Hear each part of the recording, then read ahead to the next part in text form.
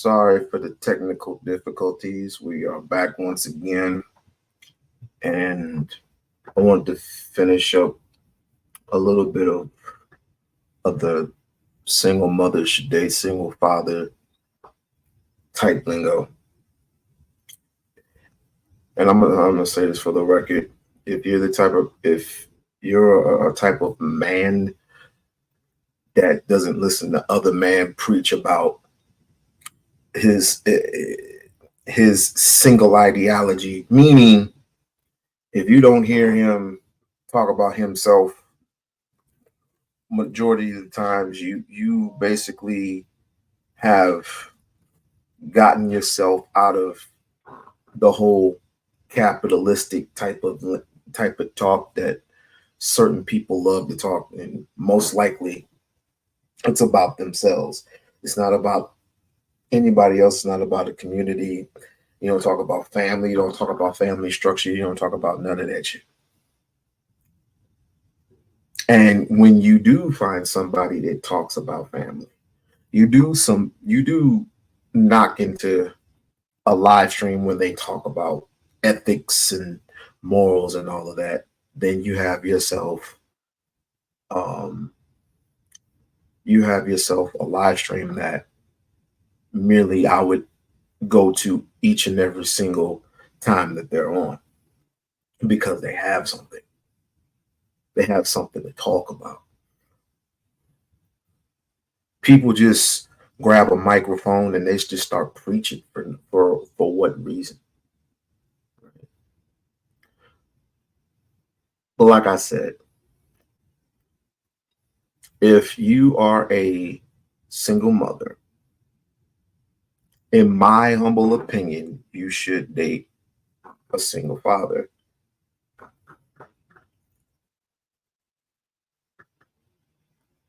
A family is great. A tribe is phenomenal. Oh, just imagine a single mother and a single father together under God on a holy matrimony. You have your kids and I have mine in an attendance to make more. Just imagine how wonderful that would be. That will bring back balance. That will definitely bring back balance. For those who are just walking in, sorry for the technical difficulties. My computer was running slow. I had to do a couple of diagnostic checks. Had to get rid of some old files. No big deal. But we're back. We're back. It's best that way, though. It's best to have a single mother to be with a single father and let the chips fall where they may. Let the chips fall where they may. See where it goes. And we have this. Here's the thing with this. So Negroes have so many questions. Like, Am I going to be able to do this to your son or to your daughter if he disrespect me and I'm the disciplinary? Let that linger. Let that take time. I'm sure she will allow you to discipline her children. Mind you, those aren't your children to begin with. That's that other nigga's kids. But you gave this a chance, and I think that it's apropos of you to be with somebody since you are a single parent, right? Since you are a single parent, you need to be with somebody who else is a single parent. Right? But like I said, thank you for sticking with me. Let's see. Thank you for sticking with me. This computer was running real slow. Haven't you noticed though, around this time, in election year, an election week, an election month, your phone starts tripping, your computer, your laptops, your PCs start tripping? Somewhere around this time, my computer, my PC, my laptop is working fine. But somewhere around this election year is always tripping. It's always tripping around this particular time. I know why. Obviously, you have stumbled on some information that they didn't need for you to know. Just sparking my conspiracy theories. Sparking my conspiracy theories. All right. Let's see. We hit on the single father, single mother stuff. I'm gonna have a open panel. I'm gonna have an open panel, and we're just going to shoot the shit. We're gonna have an open panel, and we're just gonna go ahead and shoot the shit as people are continuously coming in. Again, has some technical difficulties. No harm, no foul. No harm, no foul. I might as well just go to the source. Let's see. Now we're going to transition to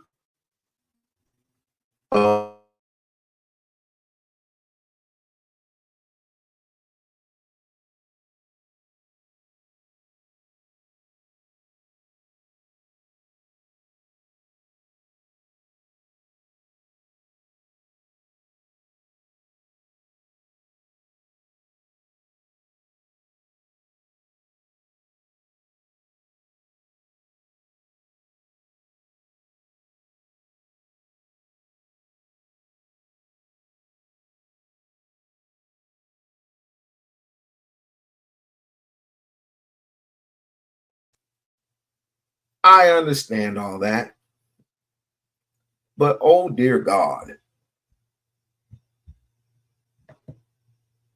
if we are still living in, and oh, of course, the whole we got millionaires now. We have millionaires across the globe. Let's look those up, shall we? I want to be able to look those up. I want to look those up, but before I want to go here and I want to look for. I need to look for this thing real quick. As you're coming in, please hit the like. Please hit the like, share, subscribe, share me out. Share me out. Tell a friend to tell a friend to tell a friend. Please share me out. It'll make the algorithm look a little better. And oh, I want to know, right? I want to know of the name of our sector.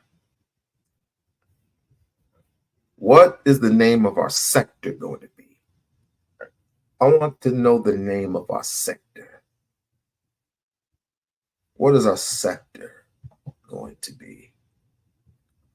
I'm gonna go ahead and play it. I'm gonna go ahead and stop yapping and play the clip.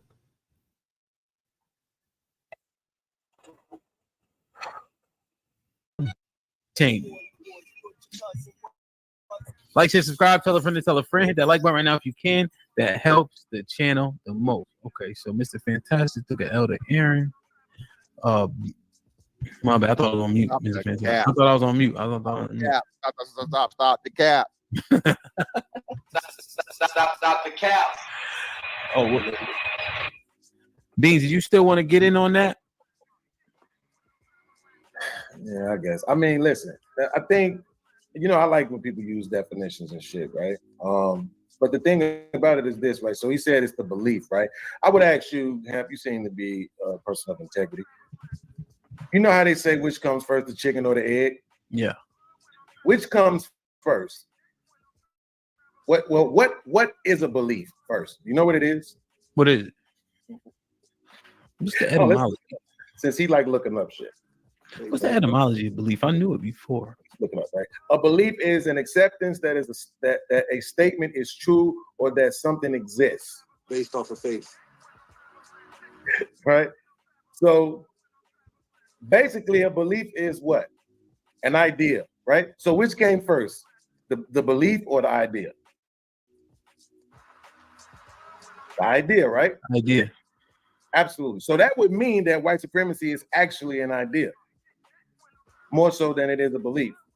And that idea has been put into practice. See, the crazy thing about it is that y'all think black people are the ones who subscribe to white supremacy. White people are the ones who subscribe to white supremacy. Damn. They are the ones. Watch this. See how you ready to jump in already? Let's look it up again. He said, looked up white supremacy, right? The definition was the belief that white people constitute a superior race. How many clips do I need to go get right now before everybody on the panel will concede that white people were saying they were the superior race? That's 5? a fact. That's a fact. Beans. Can I say No, not Beans yet. Beans still talking. Right, go ahead. Go ahead. I just want to know if it's not a number, you can just be quiet, right? So because I want to make sure we're not gonna be disingenuous, right? That's a fact. Yes. You see what I'm saying? So they're the ones who believe they were the superior race, and their practice against particularly black people is the reason why we have the notion of white supremacy. They said it, not us. So when I say checkmate, it ain't just because it's a Friday, it's because I fucking think. And I don't just say the shit I think I'm supposed to say because I'm a fucking conservative. Okay, so all right, done. Cool. Watch this. No acknowledgement of what was said. No. Yeah. You know what I'm saying? No acknowledgement, no concession, no none of that. Watch this. Just a dumbass argument from Mr. nowhere. Fantastic. What you gonna rebuttal with? Though? So again, I'm gonna say this again. I'm gonna say this again, bro. Okay.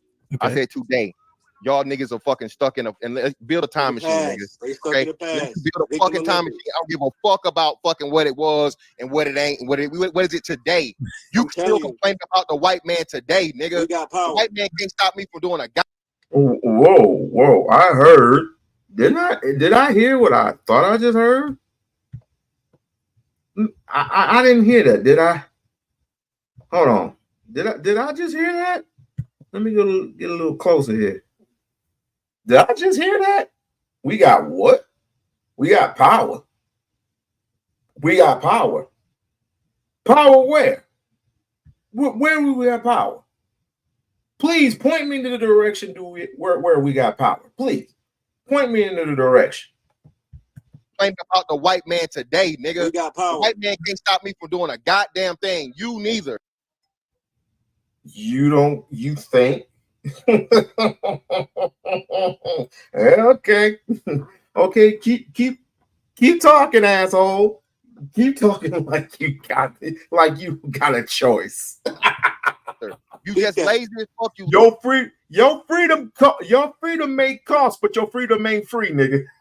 Lazy as fuck. They're black. Like, who put it in the chat? You Omar gave a super chat. It's 20 fucking 2 million millionaires and black millionaires. What are we talking about? Where? So how the fuck do you explain this shit when you have individuals that not? Where are they? Where are these so-called 2 billion millionaires? Where are they? Where's our schools? Where's our supermarkets? Where's our infrastructure? Where are these so-called millionaires at? Where are they? I don't, with all the billionaires that you're talking about, I do not see nothing built. Nothing. Not only motherfucking succeed, but supersede the fucking standard of success. The white supremacy, they shouldn't even be there. Say that. They can't even don't be in give that this predicament. bullshit about they were cool with the white folks. They were cool. They were stepping fetches. They was kissing ass. Even no. man. Robert S. Smith, the richest. Even your man's Big Aaron. Even your man's Big Aaron is looking like, nigga, you have gone nuts. Keep just rubbing it like I don't understand it. I don't get it. Y'all hate to be who you are. You hate to be who you are, nigga. Just bleach yourself. This motherfucking black man who's one of the people you fucking talk about, okay? Multi-billionaire. They put that work in. That work in and they did what they had to do. Who has his own fucking company, did what? Transcended the fucking white man, all right? So again, the shit you talking about from fucking slavery, nobody can fucking deny it. No one's ever denied slavery. We talking about today. I said that. That's why I said it in my argument. You talking about before, nigga. I don't give a fuck about fucking before. Fucking we got opportunities now. We talking about built before? Was Charlottesville before? Good one, Callie. Good one. Was January 6th before? Oh, good one, Dragon. Good one. Let them. The January 6th is when white folks stormed the Capitol. That's what he's talking about. Let them argue. Let them finish. He is hanging his hold on. Wait, I'm not replying to you. I'm replying to them. So first and foremost, what the fuck did fucking black people have to do with January 6th? Nothing. What did black people have to do with Charlottesville? Yeah, okay, it was the white people believing. No. Charlottesville was the white people believing that they were the superior race. Wasn't the head of the Spanish brothers? Charlottesville was the white people believing that they are superior.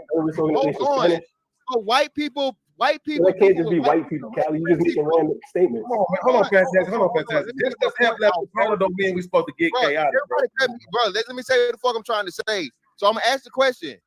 So white people beefing with white people is white supremacy?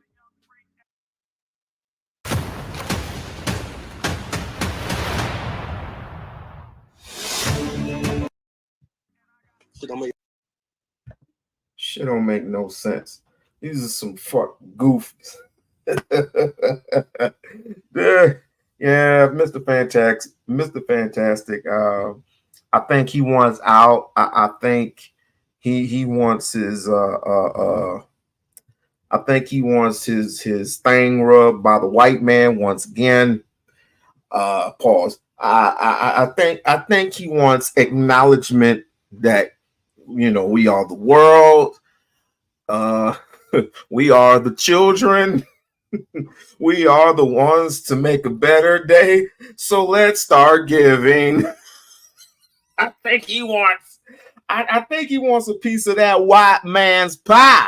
That's what I think. For this narcissistic fool to say that white supremacy don't exist, I just honestly, and to this very day, what up, narrative? What up, Dante? Yeah, this is the goofy DJ. Damn, what you got against DJ L? What you got? Damn, I would like to know. Come on down. I mean, up. Come on up. Next contestant on The Price is Right. Wait, damn, DJ. They were beefing with the Jews, and they don't think the Jews are white. They don't think the Jews are white. So Jews are white. What? It's called the alt-right, but whatever. They don't believe that the Jews are white. Oh, this. Okay, but even still, they weren't even there. It was mostly white people there. The majority of people that were complaining there were about the Jews, they will not be replaced. So yes, it's white people thinking that they are the superior race. Hold on, you just making shit up, Sean. No, sir. This is the reason why you need to do your research.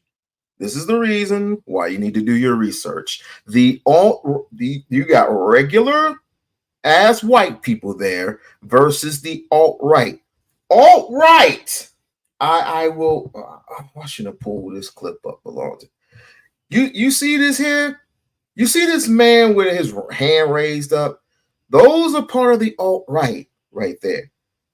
They want a race of society to become European/white again, right?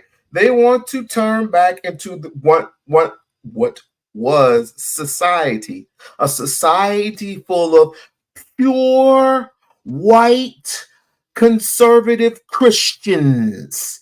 That's what they wanted. And in Charlottesville, you have regular white folks who was pleading for equality. The alt-right don't want equality. They want America to be white again, if that makes any type of sense at all. Yes, I'm not gonna lie. We're gonna lie. All of them are distractions from what we need to focus on. I have no problem with that statement. I have no problem with that statement for the simple fact that we all just can't look to racism and such and such and such and such all day, every day. I mean, we're like in our 40s and 50s, and we know what the deal is. However, I am not going to be naive of the simple fact that there is still prejudice out there, and there's still racism out there. What up, Vaughn? But this is what this is what Callie is talking about. This is the power of the alt-right.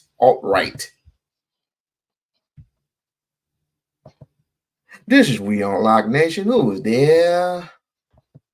What up? What up? What up, man? Hey, what's up? What's going on with you, bro? Nothing much. Just keeping my head above water. Yeah, man. Yeah, I just hear this particular. Well, let's start with this first. What is do you have a beef with DJ Hamp or something? No. I ain't got a problem with the brother, man. That's why I came up here to, to correct, to be more specific about what I said in the text. What I'm getting at is that's his boy. You know what I mean? And he vouched for him. So you ever heard the old? You ever heard the phrase that you judge by the company you keep, and so right. he vouches for this goofy. You know what I mean? So I'm like, hey, he vouched for him. That's what I don't understand. How a happily married man like him would vouch a red pill Mansfield goofy like him. Oh, so like that's what. Mr. Fantastic notion is he wants to be right all the time, and he thinks he's right all the time, which he is not, because all he does he Googles everything and not knowing that if you go to Google, if you go to places like Bing, if you go to places like Wikipedia, it's merely all the same thing. It's merely all the same thing, except you can put in you could put in any type of information that you want in there, and it's a belief. It can come out. It can come out anything. I had to describe it to you. Like they say that if you look up black in the dictionary, what do you usually come up with? You come up with gloomy and dark, the opposite of white, right? But if you have the black dictionary, what does black mean in the black dictionary? It means pale. So he doesn't necessarily believe all this stuff. And besides, a person like I don't mean to say this, but I'm gonna say this anyway. Freaking Mr. Fantastic is nothing but a goof. Again, he wants to be right 100% of the time, but he's been debunked more than what? All debates that he's been in? All debates that he's been in, he has literally lost debates. Literally lost debates. But I ain't gonna vouch the brother. If he don't want to be black, if he don't want to be who he is, I just let him go on his own devices. If he wants to go on the other side of the fence, let him go on the other side of the fence. I had no problem with that. Just don't bring your wannabe black ass back over. Yeah, say you're right. Because see, when Mr. Fantastic, he don't get his research. He don't get his research, but he don't get his research from the raw source. He don't go out there and get it from the raw source. He'll like you said, he'll Google it. He ain't nothing but a Google independent researcher. He's a Google researcher. He don't go out there and get it raw independently. So that's why he always get debunked in these That's why he always get debunked in these fucking debates or what have you. Because he don't know he think he know it all. Just like you said, I agree 100% what you said. He thinks he know it all. He always got to be right. It's either his way or the highway. You know what I mean? And that's you might as well say that's what make him a big ass goofy anyway. But I see why that nigga had got women problems. I see why. Because any woman that put up with some shit like that always gotta be right, combative. You know what I mean? Ain't no woman in her right mind want to put up with some shit like that. Well, he has been married twice and been divorced twice. So yeah, you see, who gonna put up with some shit like that? Always argumentative and shit, combative. Always gotta be right, always gotta know everything. I remember the last show he was on DJ Hamp. They was debating about politics, and a lady asked him a simple question. You think the last president that set the policies? Do you think will that affect will that affect us in the near future when the next president comes in? You know how the one president set policy, then it'll take the next president to like 4 or 5 or 10 years just to get rid of them bad policies. And he didn't have nothing. He didn't really have nothing to say. He just kept going to another question or another topic. And I was like, she gave up on this dumb nigga. She was like, DJ Hamp, I'm through.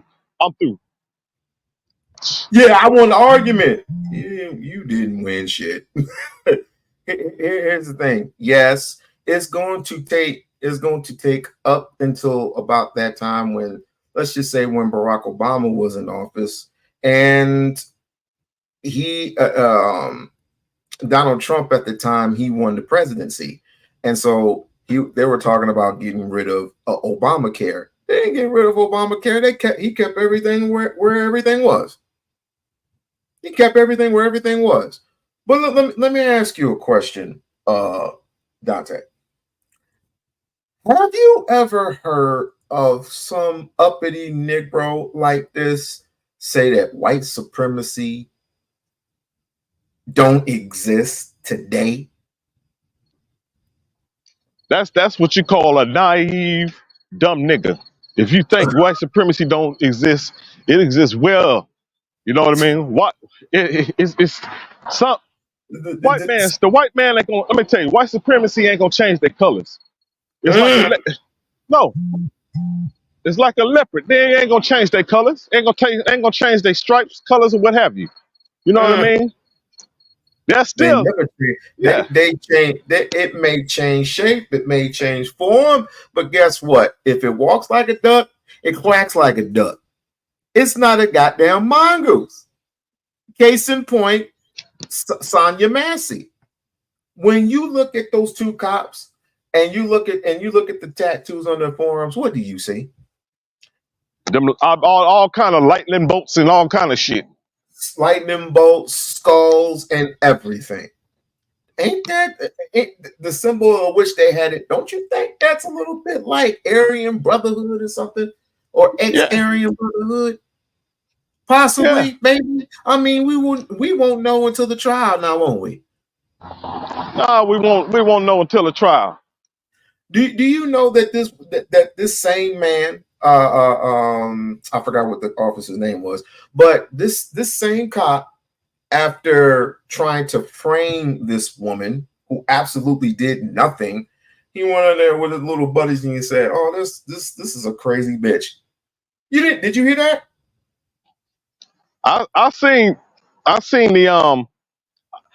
the video from different camera angles from the body cams, and that low down devil, he executed that woman. He executed that woman cold heartedly. Just executed that woman, man. Because when you see if you see the camera angle from the other body cam, when he told her to put the pot down, she put the pot down and she raised her hands up and she ducked down and she ducked down like twice. If you see it, because they got videos of the different angles of the body cam. So when he told her to put the pot down, she wasn't charging that man. She wasn't charging that man with that pot. When he told her to put it down, she put it down and raised her hand and started ducking down. That's when he went around the counter and he shot her when she was ducked down. Exactly. She obviously couldn't do anything because she got shot in the eye. And that's when the pot of water fell. But people was gonna say all day, oh, she went and moved full throttle on the man with the pot of boiling water. And you of course you heard Officer Tatum. He ain't gonna let that go. He's not gonna let that go. It's stupid and ridiculous. But back to this goofball. As a matter of fact, I'm gonna shut up and I'm gonna let you hear it. Charlottesville was about them removing a motherfucking monument. What are you talking about? It had nothing to do with no fucking Jews. And they were talking about they will not replace us, and they were talking about the Jews. You're talking about one fucking talking point and not the fucking purpose of the rally. No, I was addressing your talking point, saying that all of that shit was before. So I said, was Charlottesville before? Yeah, and you and Charlottesville had nothing to do with black people or motherfucking white people or black people and white people dynamic would be white supremacy. It was all white people or 90. What this dude is not failing to realize is that you have white folks who don't really care for race because they believe that they have just as much at stake as black people do. So you had those type of people. On the other side of it, you have the Richard Spencers of the world. He doesn't know anything about Richard Spencer. I suggest you look his ass up. Richard Spencer is alt-right. The picture that I just showed you gives a clear example of what alt-right means. Alt-right only means that they are just as simplified as the Ku Klux Klan, just as simplified as skinheads. They want everything to be pure. They want everything to be white. And for the first monument got taken down. You remember that year, I forgot what year it was. I think it was in 2022 or 2023, once they took the statues down of Robert E. Lee. They took the statue down of Robert E. Lee and they started marching towards wherever they were marching to, and that's when the alt-right went crazy that year. Do you remember that one? When the alt-right just went completely crazy. No, and somebody ran somebody over with a car. When was this? I think this was 2022 or 20. This is when This happened under. Oh yeah, this did happen over Donald Trump's watch. You didn't see this? You didn't see it? You didn't see it at all?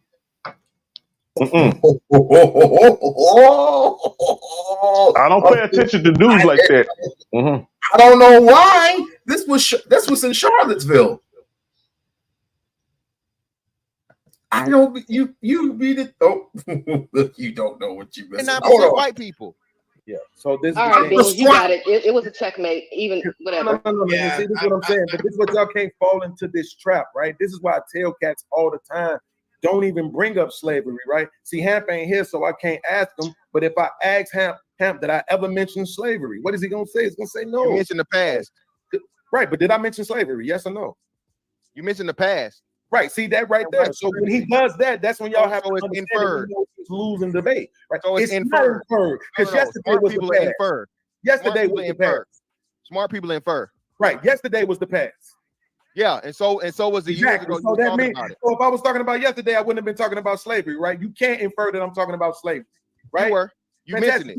You can mention it. Well, you can't say that because I have too many videos showing you that I don't give a fuck about slavery. I don't even address it. Don't talk about it at all. It's unnecessary to talk about the atrocities of white men and you have to bring up slavery. You don't. You can literally start with Reconstruction and work your way down. We can stay in the 1900s. We don't have to go back to slavery at all, nigga. Period, point blank. We all know that black men somehow rose themselves up after slavery. So it had to be something done after that in order to put black people in the position they have been in for the last 40, 50 years. So I don't never bring up slavery, nigga. You just used to goofy niggas bringing it up because they think that's all they got. But see, I understand the white man and how depth his atrocities go very deep. Hold on, wait. I'm still talking. See, you want people to be glad that true talk.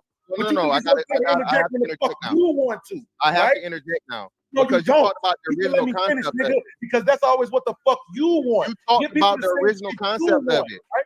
I'm just trying to get you to acknowledge what you I said. didn't bring up slavery, so you ain't gonna make the context of my text be about slavery. I never fucking did it though. Right? Absolutely. Let him finish. Let him finish. Well, I just want to ask a clarifying question. Hold on. So did you not talk about the inception of an idea and a belief, right? That's what you said, correct? No, I didn't.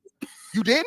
No, you didn't have a walk down with between the idea and belief to where you manipulated the definition in your favor? Or where before you can have a belief as an idea, you didn't say that? No. See, you didn't say that? So now you just gonna lie? You got it, brother. Right, nigga. You see how the fuck it feels? So stop doing this shit to us, nigga. That's the fucking point, right? Thank you. Let me have it then.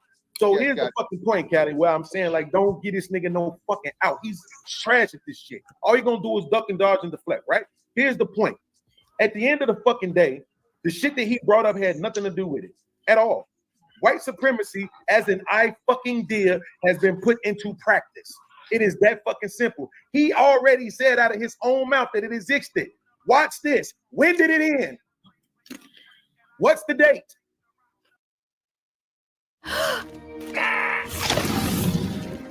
Gosh. Today. When did it stop? Today.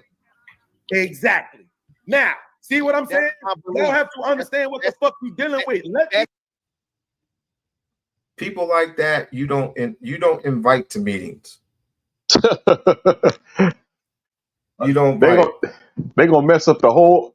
They gonna mess up the whole goddamn. What does it say? That what they just gonna mess up the whole groove, man. Pretty much. Now you said narratives. Have you seen the Charlottesville video? I know you've seen it. I mean, this might be years. It might be some years, and not that too far apart. Not that too far apart from each other. But I can't believe you haven't seen it yet. Oh my man. God. That's how much I don't like. Okay, that's it right there. Trial of a man who drove his car into counter-protesters at that white nationalist rally, killing a young woman. ABC's Ariel Reshef with the verdict.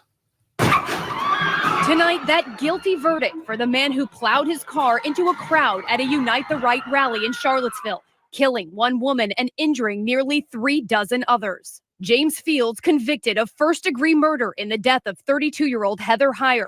Fields seen here in 2017, speeding through that group of people, then erratically backing up. A state jury rejecting arguments by Fields' attorneys that the 21-year-old acted in self-defense, quote, scared to death by the violent protests. A far different picture painted by the prosecution, pointing to images of Fields marching with Vanguard America, a known white supremacist group, chanting a message of white power just before that fatal ramming. And David, jurors also convicted Fields on several other charges. You didn't see that? If I did, I probably it'll come to my head, come to my mind. But I think okay, yeah. Now I remember. Yeah, I remember. Yeah. Okay, I remember now, man. I remember that shit, man. Yeah. So when he speaks, there was just nothing but white folks talking about bringing down a monument. There were white folks that when they were bringing down the monument, you were speaking those particular white people who want to be equal with society versus the people who don't want to be equal with society. They just want it one way, which is a white society. Mm-hmm. And you know it explain that way, but no, you're talking about a whole bunch of just white folks. What are you talking about? There ain't no such thing as Jews and everything else and blah blah blah. It's like you've been in the military too long, bro. You've been in the military too goddamn long. Even this dunce don't understand that they had the military segregated back in the World War in the 40s and I think 50s or what have you. They had the military segregated. You remember? Yes. They actually had the military segregated. They had black folks in one bunker and they had the white folks in the other. Another bunker. Yep. Yeah. Yep. But yeah, and by him being a former military vet or what have you, why he don't even know this, but at the same time he's saying white supremacy don't exist. Like I'm getting tired of it. We all get tired of it. But what you gonna do about it? What are you gonna do about it? And you talk about and the one thing that he also stated that there's like 2 million billionaires on the planet. I would love to meet these millionaires and billionaires that he speaks of. And guess what? Celebrities. He said what he said 2 billion or 2 million. We can go back and check. It ain't even 2 million. Only 2 million?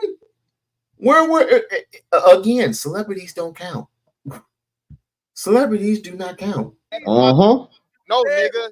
No, you dumbass nigga. You dumb nigga. You just motherfucking, you gave me the out you said you want to give me, you dummy. Because the fucking believe it. All it takes, for something to fucking be a opportunities now.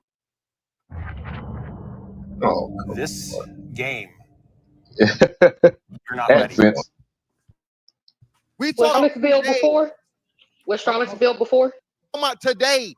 I said that. That's why I said it in my multi-billionaire. The richest motherfucking black man. They were cool with the white. When you have individuals that not only motherfucking succeed, but supersede the fucking standard of success. The white supremacy, they shouldn't even. It's 20 fucking 2 million millionaires and black millionaires. What are we talking about? Where are they? Did that goofy said 2 million? He said, right? He said 2 millionaires. 2 million millionaires or something like that. I'm like, where? I know he ain't talking about black folks. Cause I know it ain't. If it was, I mean, we can look it up. If it was 2 million, how many black millionaires? Let me see. How many black millionaires in the U.S.? And if so, and if so, if it is 2 million, why are they not recycling they fucking why are they not going into business in these industries or what have you? I mean, why these 2 million black out of these 2 million black millionaires? Why can't at least 300,000 get into these industries? so they can employ their own people in the neighborhood that they used to live in. In other words, ladies and gentlemen, where's your infrastructure? Yeah. How Where's many the hospitals are you building? Where are your hospitals? Where are your ships? Where are your supermarkets that have healthy foods in them? Where are they? Oh me, oh my. So you have, let me see, white Americans. I can only find this recent one until I can find another one. White Americans increased their wealth by 9.59 trillion from the end of 2019 to the end of 2020. Black Americans also increased their total household wealth by 52. Well, I can't even read that. 520 billion. So that's not what I'm looking for. I need the actual total of it. And why does it usually say it? Just say it. I need to know the total number. 33 increased billionaires. Okay, this is 2023. This is 2023. Let me see. 76 of millionaires in the US are white, and white people account for 60% of the total US population. Interesting. Where's the blacks? You want to hear this? You want to hear this statistic? Let's go. 8% of millionaires in the US are black. Black people make up about 14% of the US population versus 61. And everybody else, the Asian community, but the Asian community, that can be debunked because they own infrastructure. We don't. The Hispanics have infrastructure. We don't. And they make up 19% of the population. The Latinos, they have infrastructure. They have. If you live in California, you know they have infrastructure. Yes, of course. Smash it. Yes, smash the truth. And so when you have this dumb Nick, I'm sorry, we want to be positive today. let's put on our thinking caps. So how the fuck do you explain this shit when you have individuals that not only motherfucking succeed, but supersede the fucking standard of success? White supremacy, they shouldn't even be there. Say that. They shouldn't even be in that predicament. Bullshit about they were cool with the white folks. They were cool. They were stepping fetches. Look at Big Aaron's facial expression. Look at Big Aaron's facial expression. It's like, why am I here? They was kissing ass. They was bootlicking. Fuck no. Robert S. Smith, the richest motherfucking black man, who's one of the people you fucking talk about, okay? Multi-billionaire. They put that work in and they did what they had to do. Who has his own fucking company, did what? Transcended the fucking white man, all right? So again, the shit you talking about from fucking slavery, nobody can fucking deny it. No one's ever denied slavery. We talking about today. I said that. That's why I said it in my argument. You talking about before, nigga. I don't give a fuck about fucking before. Fucking you got opportunities now. What? Where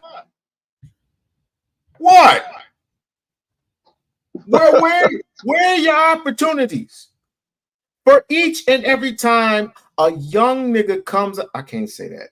Let me rewind. Each and every time a young person comes out of junior high school. I'm gonna give you an example of where I come from. Okay. I want to read this first.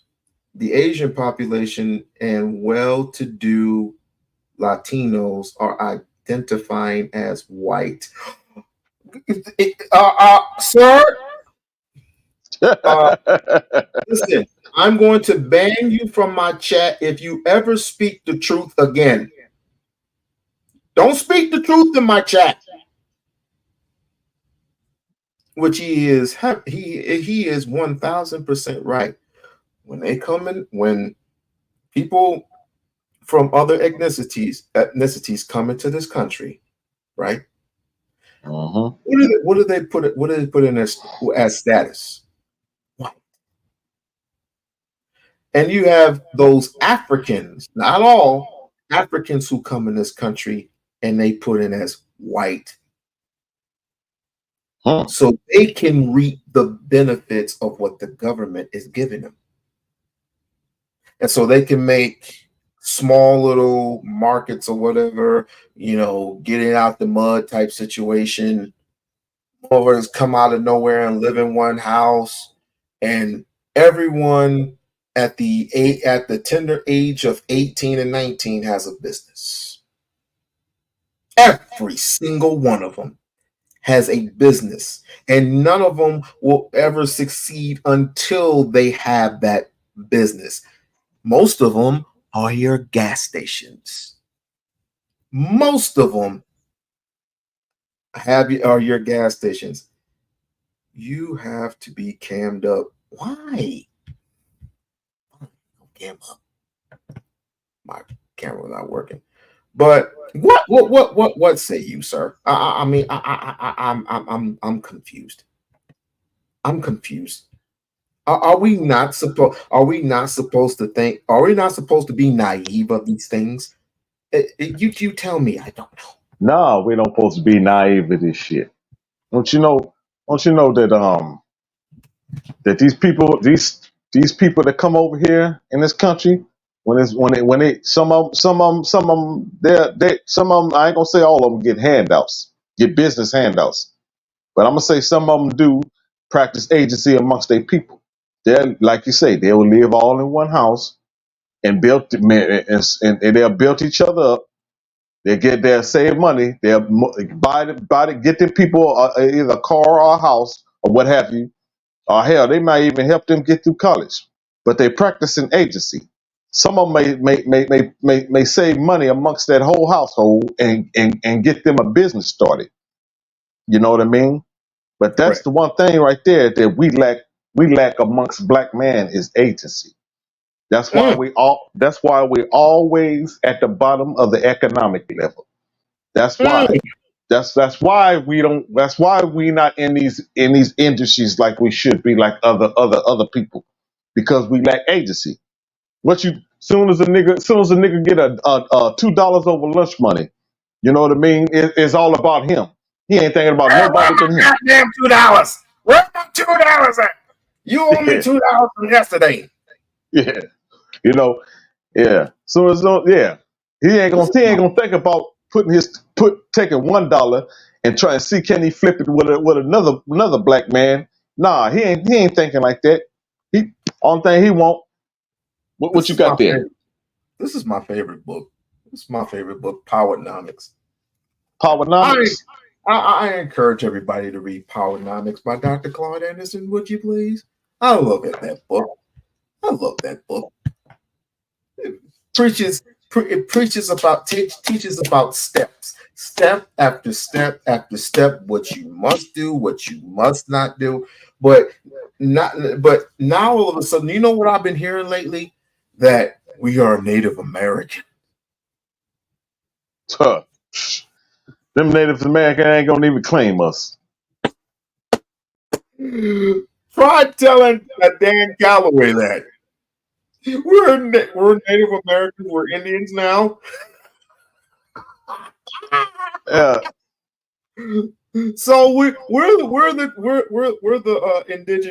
the indigenous people were Indian tribes, right? But you had what about those Indians that enslaved Indians? If you get what I mean. Yeah. You know how that when they were on supposedly allegedly on this land. We don't know until we do our research. But this is what I heard. that the Indians, us Negroes, here in the Americas, right? We were the ones that had the indigenous land, and we enslaved other indigenous people. Get it? Right? So if we were Indians, what Indians were we? That's what I want to know. Were we the Navajos? Were we the? I haven't even studied my Indians yet. I'm still on African. I'm still on African. I mean, I know of one black, half African, half Native American. That's John Horse. Now you can look up John Horse, but the rest of this, I don't know. I don't even know who. I mean, John Horse is a good read. John Horse is definitely a good read. John Horse is definitely a good read. But John Horse, huh? Yeah. See what it is? Okay, John Horse. Okay. See what it is with us, man. We have an Indian stand next door to each other, and they say, "Oh, we got Indian in our family. We came over there and ate with the Indian people next door to us, so we got Indian in our family." So. I'm like, we talk about before. Was Charlottesville before? Was January 6th before? Let them argue. Let them finish. He is hanging his Hold on. Wait, January 6th. Does anybody know what January 6th was about? Enlighten us, brother. January 6th is when they stormed the Capitol. I think in Washington, right? Donald Trump spilled some beans, rallying the troops like he usually does. And that's when they stormed the Capitol, even though I thought it was kind of staged. I mean, think about it. You got like 1,000 American people storming the Capitol, and you got the military in the back, and they don't do nothing until later. I mean, come on. If them was a bunch of niggas storming the Capitol, I saw some niggas storming the. They was all up in the. It's like, this is a nice place. Let me take this shit. You got a white dude up there. He all up chilling in the office. Got a cigar in his mouth. Come on, Dante. You gotta keep up on your shit. It was funny because they were literally standing there while everybody was storming the Capitol. Everybody. Wasn't that who? I don't know who the hell that was. I don't know who that is. Well, what they had done, but shot I remember, kind of, sort of. They had shot. Wait, let me read that again. They did everything done, but shot a woman who had a seizure, who crashed into the gate of the White House, and she was black. So you had one black person. Jesus Christ. You had one black person storming the Capitol. I think she had also a mental health issue too, but they had shot. Oh, they shot her, but they didn't shoot the white person that was in the office stealing shit. Out of here.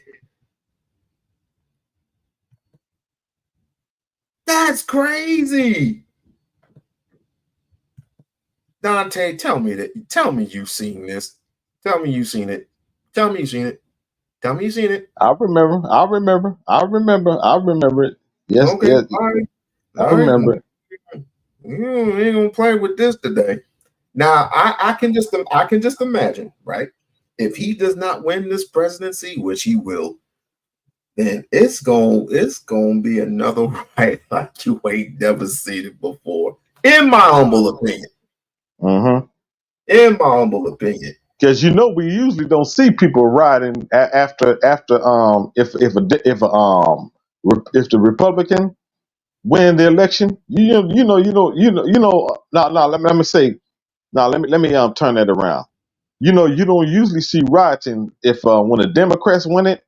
You usually rarely see them fucking Republicans start rioting. People that vote for the vote Republican, you rarely would see some shit if ever you see it. But let the Republican get in office, this whole goddamn place gonna be on fire. You ever just notice that, right? Pretty much. Yeah. Pretty much. But I see it, but then again I don't see it. But just imagine if Donald Trump loses and Kamala Harris gains control of the White House. If she is sworn into office, I'm gonna start laughing at some niggas. I'm gonna laugh at each and every single one of these niggas. I'm gonna find Mr. Fantastic. I'm gonna laugh at him. I'm gonna laugh at Beans. I'm gonna laugh at Anton. I'm laughing at everybody. I'm like, I ain't never said that because anything can happen. Anything can happen on any given Sunday. Like that's the phrase. You know what I mean? Anything can happen. Man, please don't give me chaotic. Don't give me that nigga. Don't do that. Don't fucking do that. No, what I mean about anything can happen. She can win that shit. You know what I mean? She can win. Anything can like that. That's what I mean. If she win it, then hey, anything can happen. And on any given Sunday, everybody have doubts that a woman can never be a president, but anything can happen on any given Sunday. Yeah, like pink, blue, and black balloons on top of shit. Have you ever seen a gay parade before? Oh man, yeah. You got motherfuckers crawling out the asshole. Shit. It's raining, man. That's gonna be your president. That is going to be your president. Listen, write it down, clip it, write it, do whatever you gotta do. I'm telling you, if Kamala gets in office, it's gonna be some shit. There was a show that I was watching. I was watching The Boys. It's this like series on I think it's on. I know what you're talking about. I ain't even got around to watching it, man. Have you seen the third season? I have. I ain't got around to watch it yet, man. Because my boy back home, he told me about it. I said, man, I ain't got around to watching it yet, but you can go on and tell me what you can talk about it. The third fucking season. I would scream if Allah is appointed. It might happen. It might happen, Trish. It might just happen. But anyway, it's like this is how parade is going to go if Kamala Harris is going to be the head president. There was a scene on The Boys, the very first show, the very first episode, where they're trying to investigate and find this dude Termite, aka freaking the Wasp. All right. And so he's by, and shit. He can shrink to normal size, and he can shrink. He can go to normal size to like little tiny snatcher size, like an ant. And so he goes and he starts parading around the crowd already because they had some type of party going on, and he's with his so-called boyfriend, ill at the time, and he's snorting drugs. He's just snorting a line of coke, and the And the dude said, I want you inside me, right? Pause. And he shrinks down to ant size and crawls up the guy's, you know what? This shit, oh man, that shit is wild. But it wasn't funny when he sneezed, he blew up. What? Oh, yeah, the dude that wasn't. Now remember, he is a suit. He's a superhero, and so and still within his size, he still has super strength, and superpowers or whatever. He sneezed. He was inside the guy's, you know what? Pause.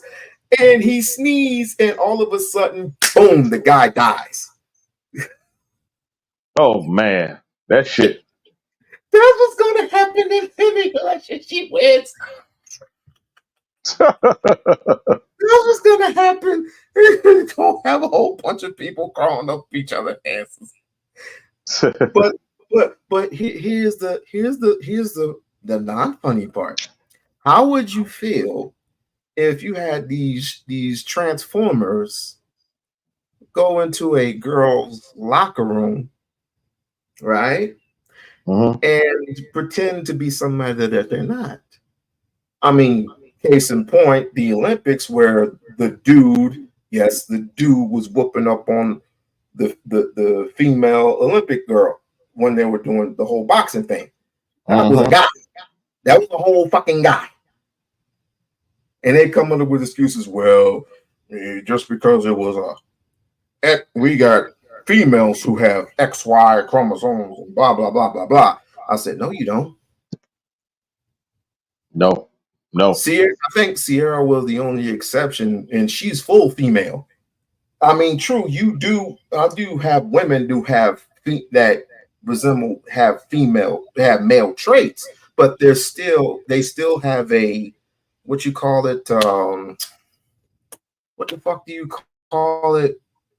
They still have a womb down there, right? I ain't gonna lie. I'm sick of it. I'm sick of it. I don't need to know your bedroom. Who? What? Oh, I know what he means. But hey, that's the world that we live in now. I mean, we got dudes that think that they can find purity in a woman, and needless to say, that I would say 88% of females aren't pure anymore in terms of sexuality. I mean, you ain't gonna find no virgins. Nah. If you do find a virgin, I'll be impressed. These goofy niggas talk about worrying about body count. Man, ain't nobody worrying about. That's just some internet talk, man. And the average guy do not ask a woman what's her body count. Have you ever asked a woman what's her body count? No. Have I ever asked a woman? Yeah. No, why would I do that? Why would I ask a woman her body count? Well, that's what these bozos on here bringing up the issue about worrying about a woman's body count. That's right there. It alone is lame, and that shit just it's nonsense. No, the average man do not ask a woman her fucking body count in the real world. That's just some internet goofy talk that these niggas be addressing on here. Bringing up the topic and issue of a woman's body count. Man, black man, these black men on here, they upset me, man. They. Why do they upset you? I ain't saying upset. I ain't gonna say upset me, but I'm gonna say some of these dudes on here like Fantastic. They I don't know.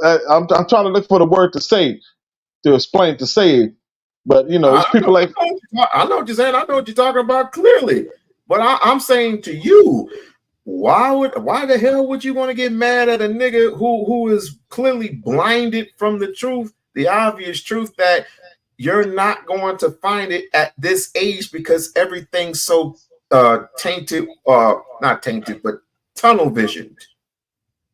Everything is tunnel visioned.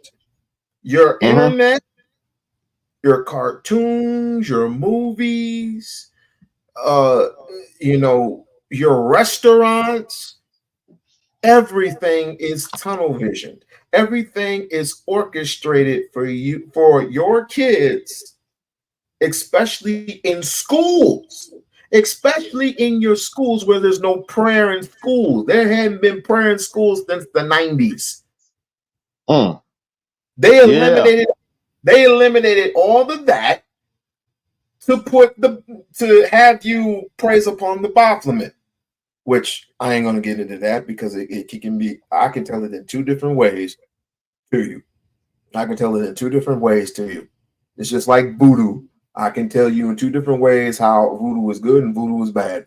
I ain't gonna go into it, but I'm gonna tell you this: when you go into these schools today, what do you usually see? Do you see rainbow flags anywhere? Now, don't get me wrong. The Rainbow Coalition was first founded by the Black Panthers. Because it wasn't about none of that gay shit or nothing like that. They were simply trying to form a coup de grace with your whites and your I think Hispanics or Mexicans, whichever the one. And they were trying to, like I said, form a coup and build a foundation for everyone, right? Buy and sell through everyone with the Black Panther population in charge. Because remember, the Black Panthers, they're not agents of war. They're not agents of war. They are a defense. They are for defense and defense only. And not only that, they're used to their first line of defense was medicine. Their first line of defense is getting Black folks healthy. Because apparently you had Planned Parenthood back in the day, and they were trying to get rid of your babies. But you had all types of fathom and diseases in there. So their first defense was getting people healthy. So they were all about medicine and defense. But of course, we all know about J. Edgar Hoover and his bullshit. So it is what it is. I'm not replying to you. I'm replying to them. So first and foremost, what the fuck did fucking Black people have to do with January 6th? Nothing. What did Black people have to do with Charlottesville? Yeah, okay, it was the white people believing. No. Charlottesville was the white people believing that they were the superior race. Wasn't the head of the... You and Mr. Fantastic went at it? Oh yeah, man, on Fatty Ed channel, man. But I couldn't really get into myself about debating him because Fatty kept heckling me. He kept cutting me off, interjecting. You know how Fatty is. He's an antagonizer. So I really couldn't debate him like I wanted to. But yeah, Baller X had clipped it. And people often tell me about my behavior on Baller X. Jesus Christ. Spanish brothers. Charlottesville was the white people believing that they are superior. White people. That can't just be white people, Callie. You just making random statements. Hold on, Fantastic. Just because half left the panel don't mean we're supposed to get chaotic. Bro, let me say what the fuck I'm trying to say. So I'm gonna ask the question. So white people beefing with white people is white supremacy? Shit don't make no sense. They were beefing with the Jews, and they don't think the Jews are white. They don't think the Jews are white. So Jews are white. What? I said they don't believe that the Jews are whites. Oh, this. Okay, but even still, they weren't even there. It was mostly white people there. The majority of people complaining about the Jews, they will not be replaced. So yes, it's white people thinking that they are the superior race. Hold on, you just making shit up. Charlottesville was about It's called the alt-right. It's called the alt-right. Removing fucking monument. What are you talking about? It had nothing to do with no fucking Jewish. And they were talking about they will not replace us, and they were talking about the Jews. You're talking about one fucking talking point and not the fucking purpose of the rally. No, I was addressing your talking point, saying that all of that shit was before. So I said, was Charlottesville before? Yeah, and you and Charlottesville had nothing to do with black people or motherfucking white people or black people and white people dynamic would be white supremacy. It was all white people or 99% white people. Yeah. So this is all right, Beans, you got it. It was a checkmate, even whatever. No. Yeah, see, this is what I'm saying. But this is what y'all can't fall into this trap, right? This is why I tell cats all the time, don't even bring up slavery, right? See, Hamp ain't here, so I can't ask him. But if I ask Hamp, did I ever mention slavery? What is he gonna say? He's gonna say no. You mentioned the past. Right, but did I mention slavery? Yes or no? You mentioned the past. Right, see that right there. So when he does that, that's when y'all have to understand inferred. He's losing debate. Right, so it's inferred. Because yesterday was the past. Infer. Yesterday was the past. Smart people infer. Right, yesterday was the past. Yeah, and so was the years ago. So that means, so if I was talking about yesterday, I wouldn't have been talking about slavery, right? You can't infer that I'm talking about slavery, right? You mentioned it. You can mention it. Well, you can't say that because I have too many videos showing you that I don't give a fuck about slavery. I don't even address it. Don't talk about it at all. It's unnecessary to talk about the atrocities of white men and you have to bring up slavery. You don't. You can literally start with Reconstruction and work your way down. We can stay in the 1900s. We don't have to go back to slavery at all, nigga. Period. Point blank. We all know that. Stop that. Now, what Bean talking about? You agree? We ain't got to go all the way back to slavery to talk about white supremacy or what have you. We can stay right from the we can start from the 1900s all the way to the 2000s and beyond. Well, slavery ended in 1865, so I don't know why we had to start in the 1900s. We had businesses then. Yeah. They got burned down. Yeah, we had businesses, but due to the Reconstruction and the policies or what have you that Mr. White T put in place, it hindered us. Just check it out. After let's say after God damn it. What was that? God damn it! At the tip of my tongue. Why the hell did I forget this shit? After Black Wall Street got demolished by the white folks, they did not get no business loans from the banks or nothing like that. So that was one system of white supremacy right there. After that, we still had black businesses in the neighborhoods, but they all either black folks sold the businesses, either they went under, or white tea moved them out. Like either white tea moved them out. We all know about gentrification. So, hey,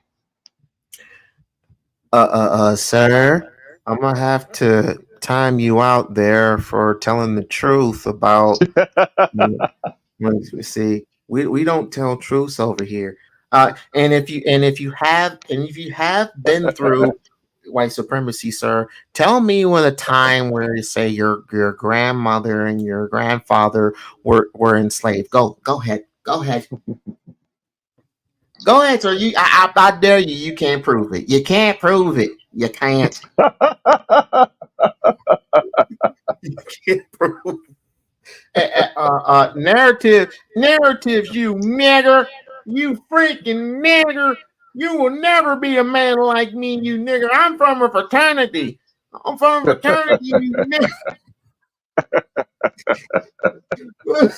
What fraternity got to do with anything? You sound stupid. You sound freaking stupid. And if you're from a fraternity, you know some fraternities. I would love to figure out what fraternity you're in, sir, because some of them fraternities, they they did things that weren't quite, manly like, if you know what I mean. It was, they do follow the Greek culture though. You gotta understand that. That's what the Greek and the Roman culture. Yes. And who did the Romans despise? Women. So I didn't see no ladies there. Not damn, unless they were AKAs, and you couldn't. And you, well, I don't know. I seen. What is that movie by Spike Lee? Not in the days. School days. School days. I don't know. Maybe you gotta wake up. Black man somehow rose himself up after slavery. So it had to be something done after that in order to put black people in the position they have been in for the last 40, 50 years. So I don't never bring up slavery, nigga. You just used to goofy niggas bringing it up because they think that's all they got. But see, I understand the white man and how depth his atrocities go very deep. Hold on, wait. I'm still talking. See, you want people to be better than you talk. No, I have to interject now. You want to. I have to interject now. No, because you don't. talked about the original concept finish, nigga, because that's always what the fuck you want. You talked about the original concept of it. Right? I'm just trying to get you to acknowledge what you said. I didn't bring up slavery, so you ain't gonna make the context of my be about slavery. I never fucking did it though. Right? Absolutely. Did I bother to tell you that Chaotic Truth got so mad at me? He was so angry that he hit his hand and damn near broke his hand on the desk. Huh? Where? Which show was this? I would like to see it. It was a show that I was on. I forgot what one it was. But was it Sharon? No. This was on his show. This was on Chaotic Show. And so I was arguing, and plus I ended up arguing with Angel because Angel ended up calling me and some other dude niggers on the live stream. And this was a chulo. I'm like, chulo, you had your own country. You keep sneaking out that motherfucker. See, one thing about Chaotic, he got to learn to keep other people out of black folks' issues. I don't care what any other race of nationality of people got to think about us. That's their problem. They can speak amongst themselves. But when it comes to us, we got to keep other people out of our business. You know what I mean? I don't give a fuck about anybody's opinion but us. If it ain't coming from a black man or woman, I care less. See, that's the problem I got with Chaotic. He let these other people from the outside come in and start giving their little personal opinions or what have you, and they little grouse, they little griefs or what have you. I don't give a fuck. Keep them out of black folks' issues. Keep people out of keep everybody out of black folks' issues. Wishful thinking, because in my humble opinion, as long as we got these coup de grace,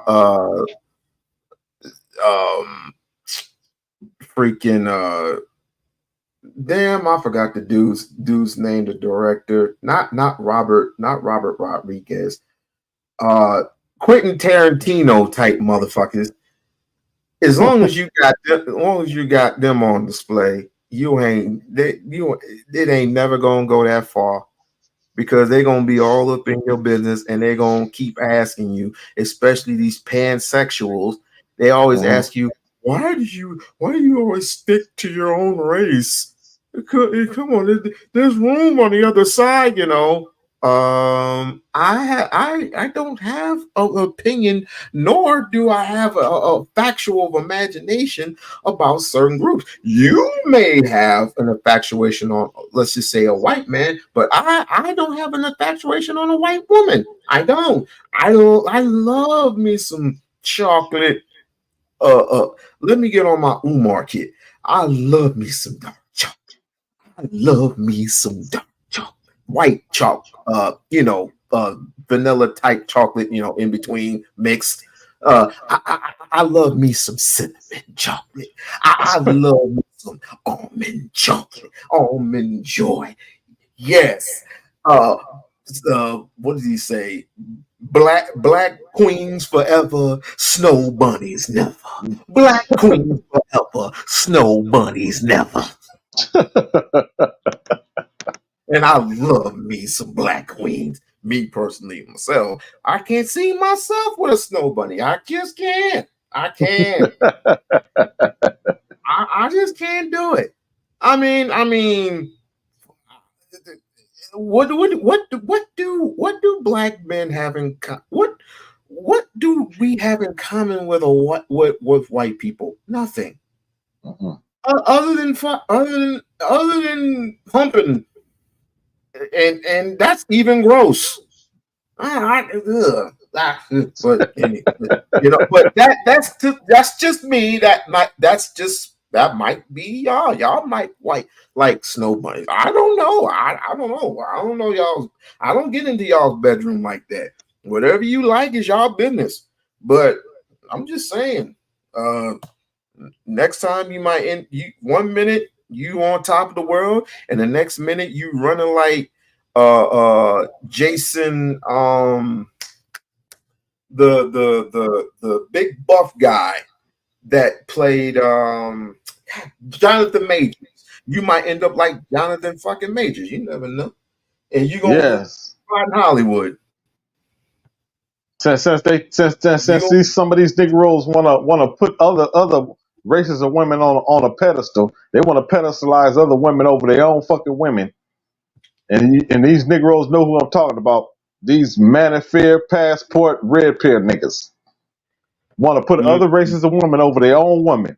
But see, that shows you the level of intelligence that some of these black men have on here.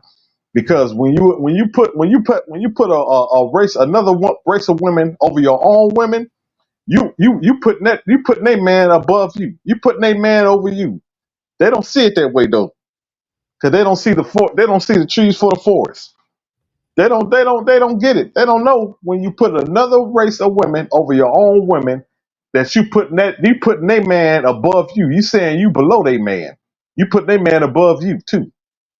But they don't see it that way. They think black women is a whole nother entity or some shit. They think the most what was I told? The most non-desirable people are black women and Asians. That's what I heard. Now, if that is the truth, right, then how come these black women get picked no matter if they're big, tall, skinny, fat? How come these ones are the ones that are getting snatched up and raped? I'll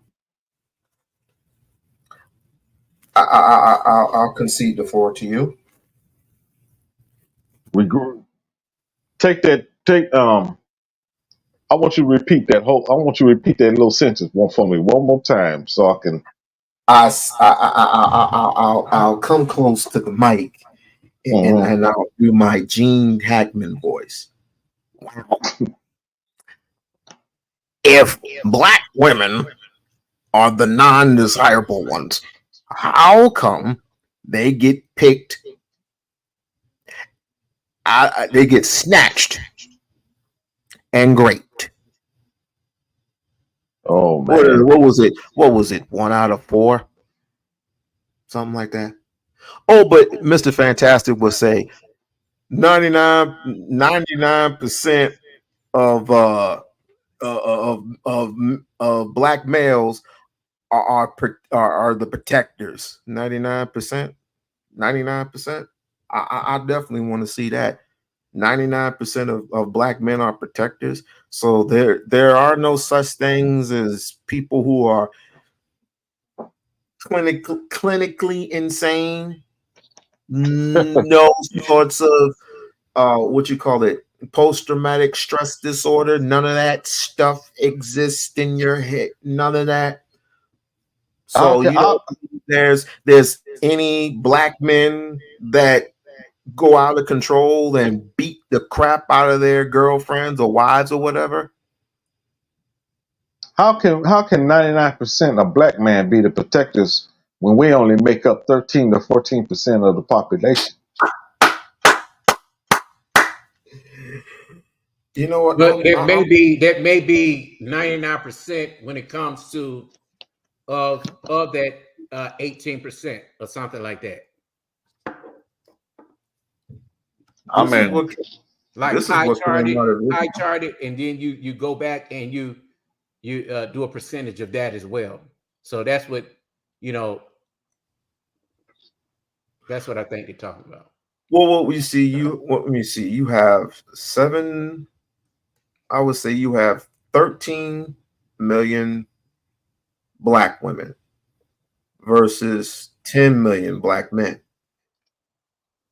That makes up that's a almost a big ass gap between black men and black women. Obviously, you have people who complain that there's not enough men to go around, but then the opposite is subtract, and you'll hear, in my belief, that men often complain that there are too many women and not enough men are chosen. Well, so see that a whole bunch. But look, I wanted to come up because I wanted to respond to what Dante said. I don't have a problem with whoever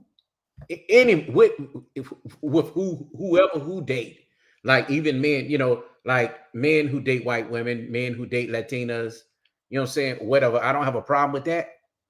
I just think that when they come in and do this thing, to people, hey, look what I got, to shame the black woman. I have an issue with that. My thing is, if you don't like black women, man, go on about your business. Don't disrespect. You know what I'm saying? Because my thing is, I'm quite sure you work with black women on your job. You're not going to disrespect that woman and lose your job. See, money wins out every time. Yep. Niggas always act right when on their jobs, but they still be fighting each other. Black men and black women both. And they both are the problem, when they can't just respect personal choice. Everybody in everybody's damn bedroom and everybody in everybody's business. Just live and let live. That's the way I feel.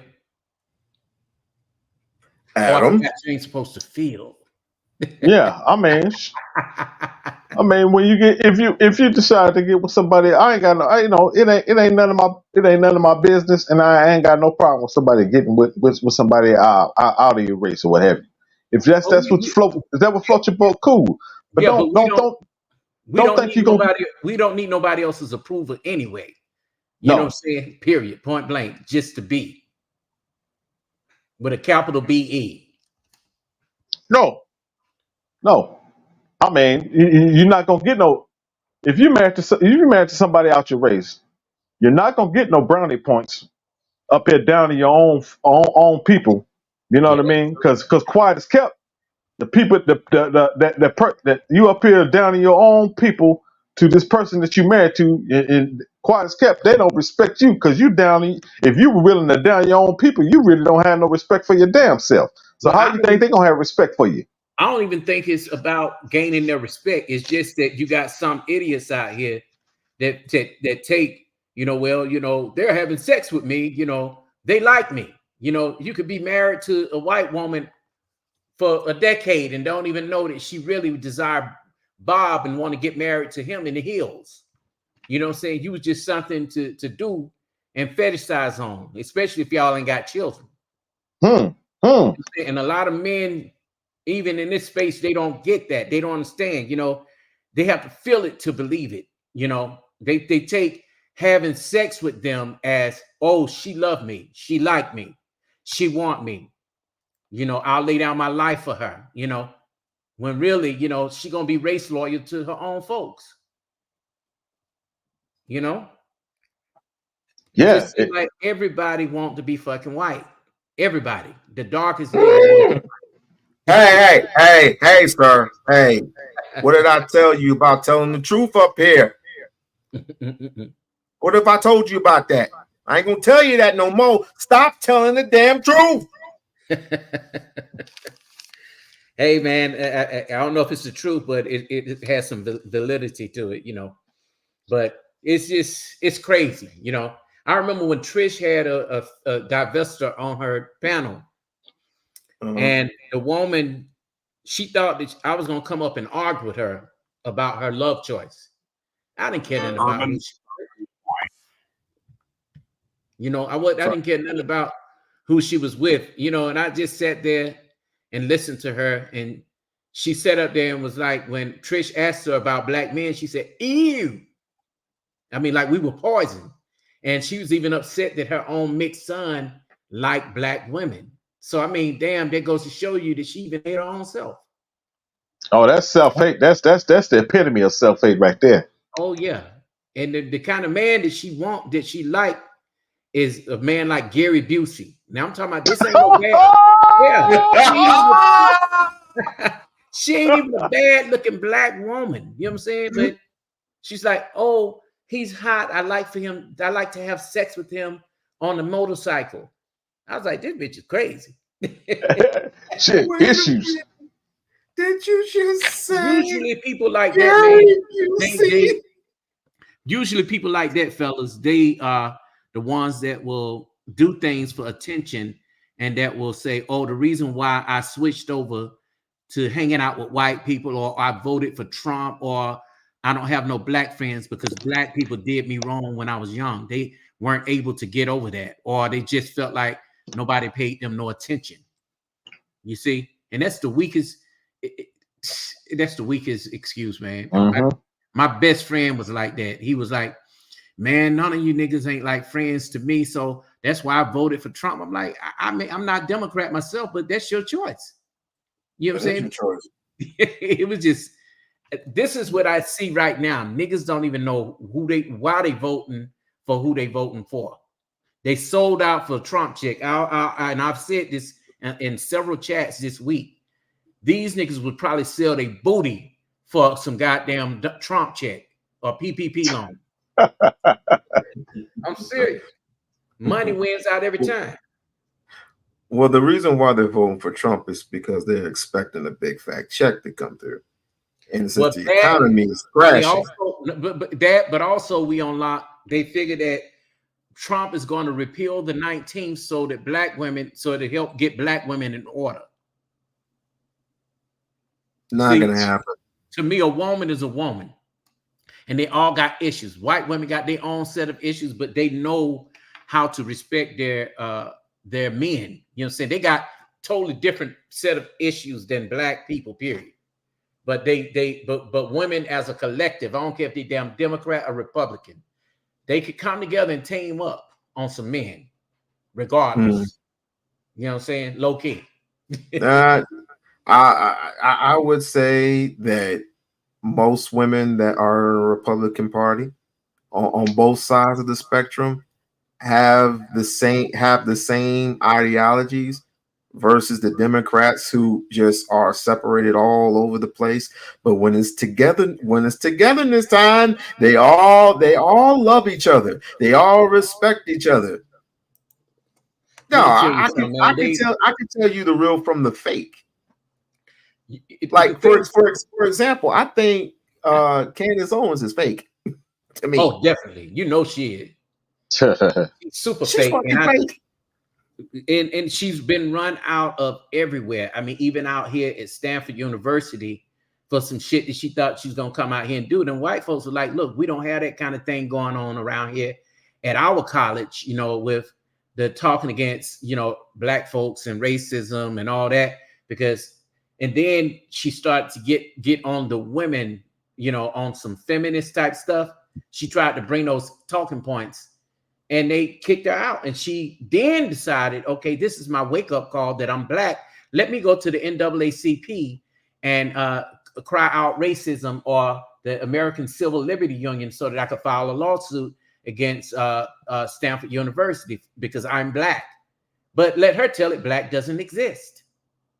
You see what I'm saying? Excuse me? Okay. So this is when black becoming black when convenient comes in. Now she want to pull a race car from her back pocket. Yeah. But she'll call you a victim for being proud of being black. How many are glad that Skip Bayless got fired? How many? I'm the only one. What the hell, guys? And ask the question again. I said, how many of you are glad that Skip Bayless got fired from ESPN? Oh no, excuse me. I don't pay people like them no attention, man. Look, he right along with people like Sneeko, Fresh and Fit, all these clowns, these coons, Chaotic Truth, all of them, and even Fantastic. Yeah, Sneeko. Where? Oh, you talk about that same Sneeko that he flipped? He tried to flip somebody's cap and got popped, and his tooth fell out or something. The little light-skinned anti-black nigga. You know, they get over there on that channel. You know, yeah, the one that got his ass kicked. The coon over there with him. The coon over there with Myron, the other part of Fresh and Fit. He's sitting up there laughing while they talking about not liking dark-skinned women. You know, and my thing is they don't even like. And they also call other black men crispy. That's dark. You know what I'm saying? These are feminine ass niggas, man. Yeah. Feminine as fuck. Your mama black. You're talking about your mama How black. do you be anti-black while in America? How? And you're not even from this country. And this is the problem. These coon ass niggas have afforded these people to come in to speak on their life. And wait, which one are you talking about? I'm talking about just it's always gonna be one or two that's gonna be on every stream. So okay. Or either if he's a channel holder, he's gonna allow everybody in on claiming. And you're basically you're from Nigeria. Most of them are from Nigeria anyway. Okay. Yeah, that Chaotic Truth. My dad is Nigerian too, but my dad was born here. My mom is Dominican black.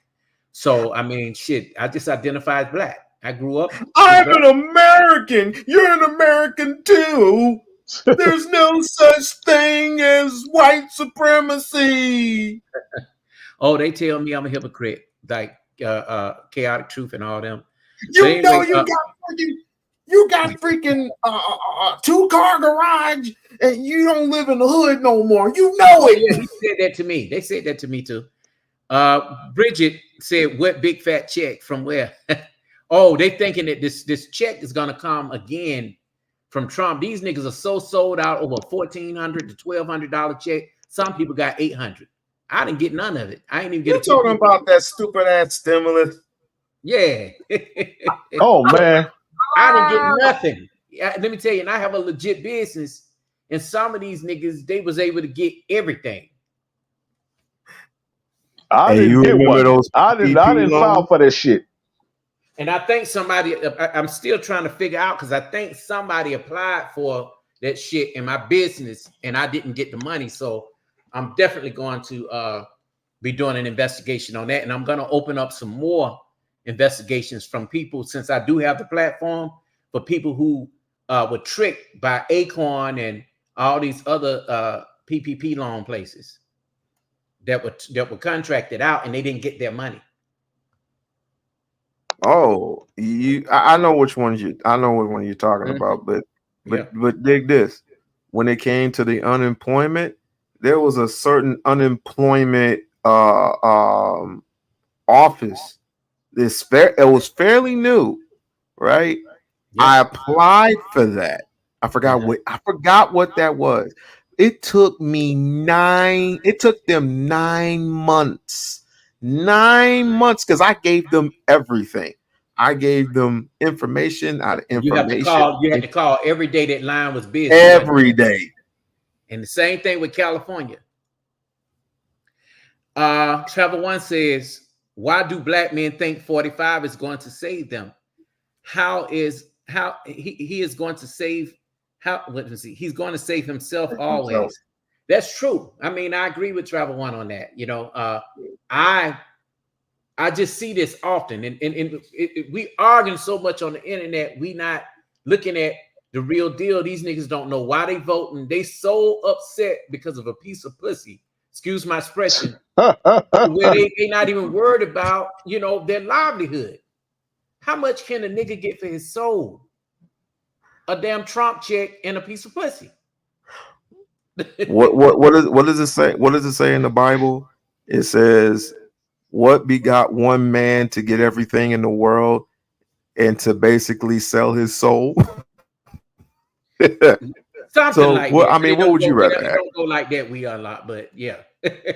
I'm paraphrasing, damn it. I don't know the whole Bible. Give me a break. Yeah. Jesus. But I mean, Bridge, I mean, Travel One, what would you rather have?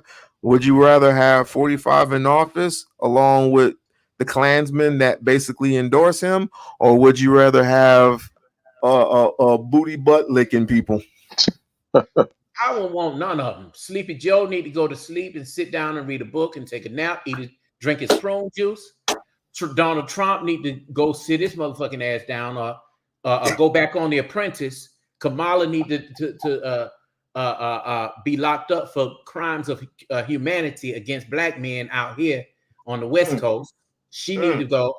Obama didn't do much. Troy Davis was an innocent black man, and he wouldn't even, you know, come to the aid to stop them from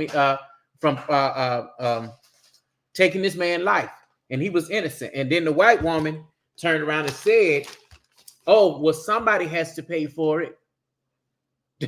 The one, and he wasn't even the one that killed her husband, deleted her husband. Jesus Christ! That man sat there in prison. I marched on that. I got old pictures of that man. You know, sat there and I mean, you had Andre 3000, all kind of celebrities out there marching. Obama would not answer. He was on vacation playing golf. Of course. Barry Soweto ain't going to do jack shit. Why? But you know, I have to admit. So don't get mad at me. I voted for him, and here's the thing. I voted for Barack Obama for the 2 terms. I wasn't as political then. Well, I'm not political now, but I wasn't aware then as I am aware now. I say black men vote local. Don't worry about what black women are doing. If black women want to get this Roe versus Wade, my body, my choice thing overturned, let them do that. But y'all need to make sure that it's not being paid with your taxpayer dollars. Let them do their thing. If that ain't the type woman you want, stop worrying about what they're doing. Hey, Narratives. Have you ever heard of any woman that's still a virgin in this day and age? Yep. Because believe it or not, I've seen some dudes who just straight up, you think he getting all the PUSs in the world, and he ain't never had none. Shit talking, hood nigga, everything. Ain't never been with a woman. So since you said that, I want you to go on Anton's page whenever he comes back on, and I want you to tell me the exact same thing that you just told me. What? I say, and I will say it again. What you just told me, I want you to tell the Anton. Are you free and clear to do that? Because that's what he expects. He expects men to get these purified versions. Well, it is possible. I don't think every woman is, because I used to think that this one chick I thought was fine as hell, man, that I thought she was just fucking everybody, but she went.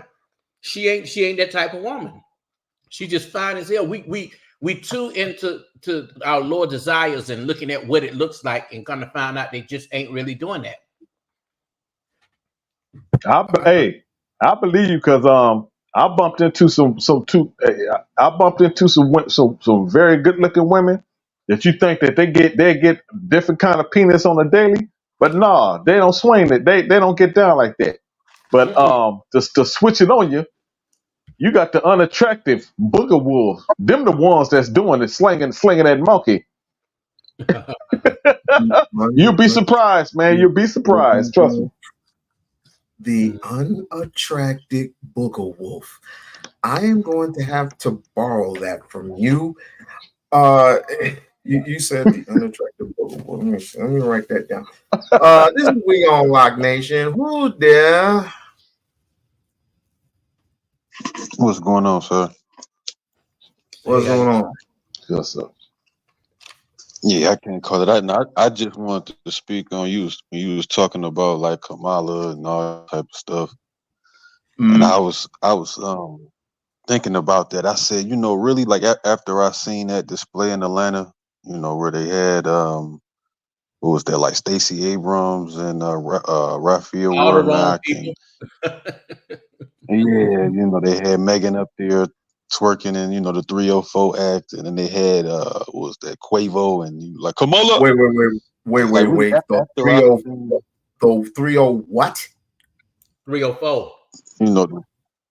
She did her set.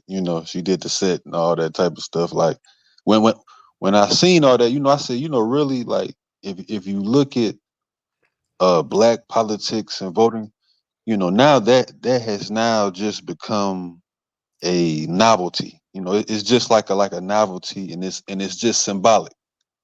It has nothing to do with politics.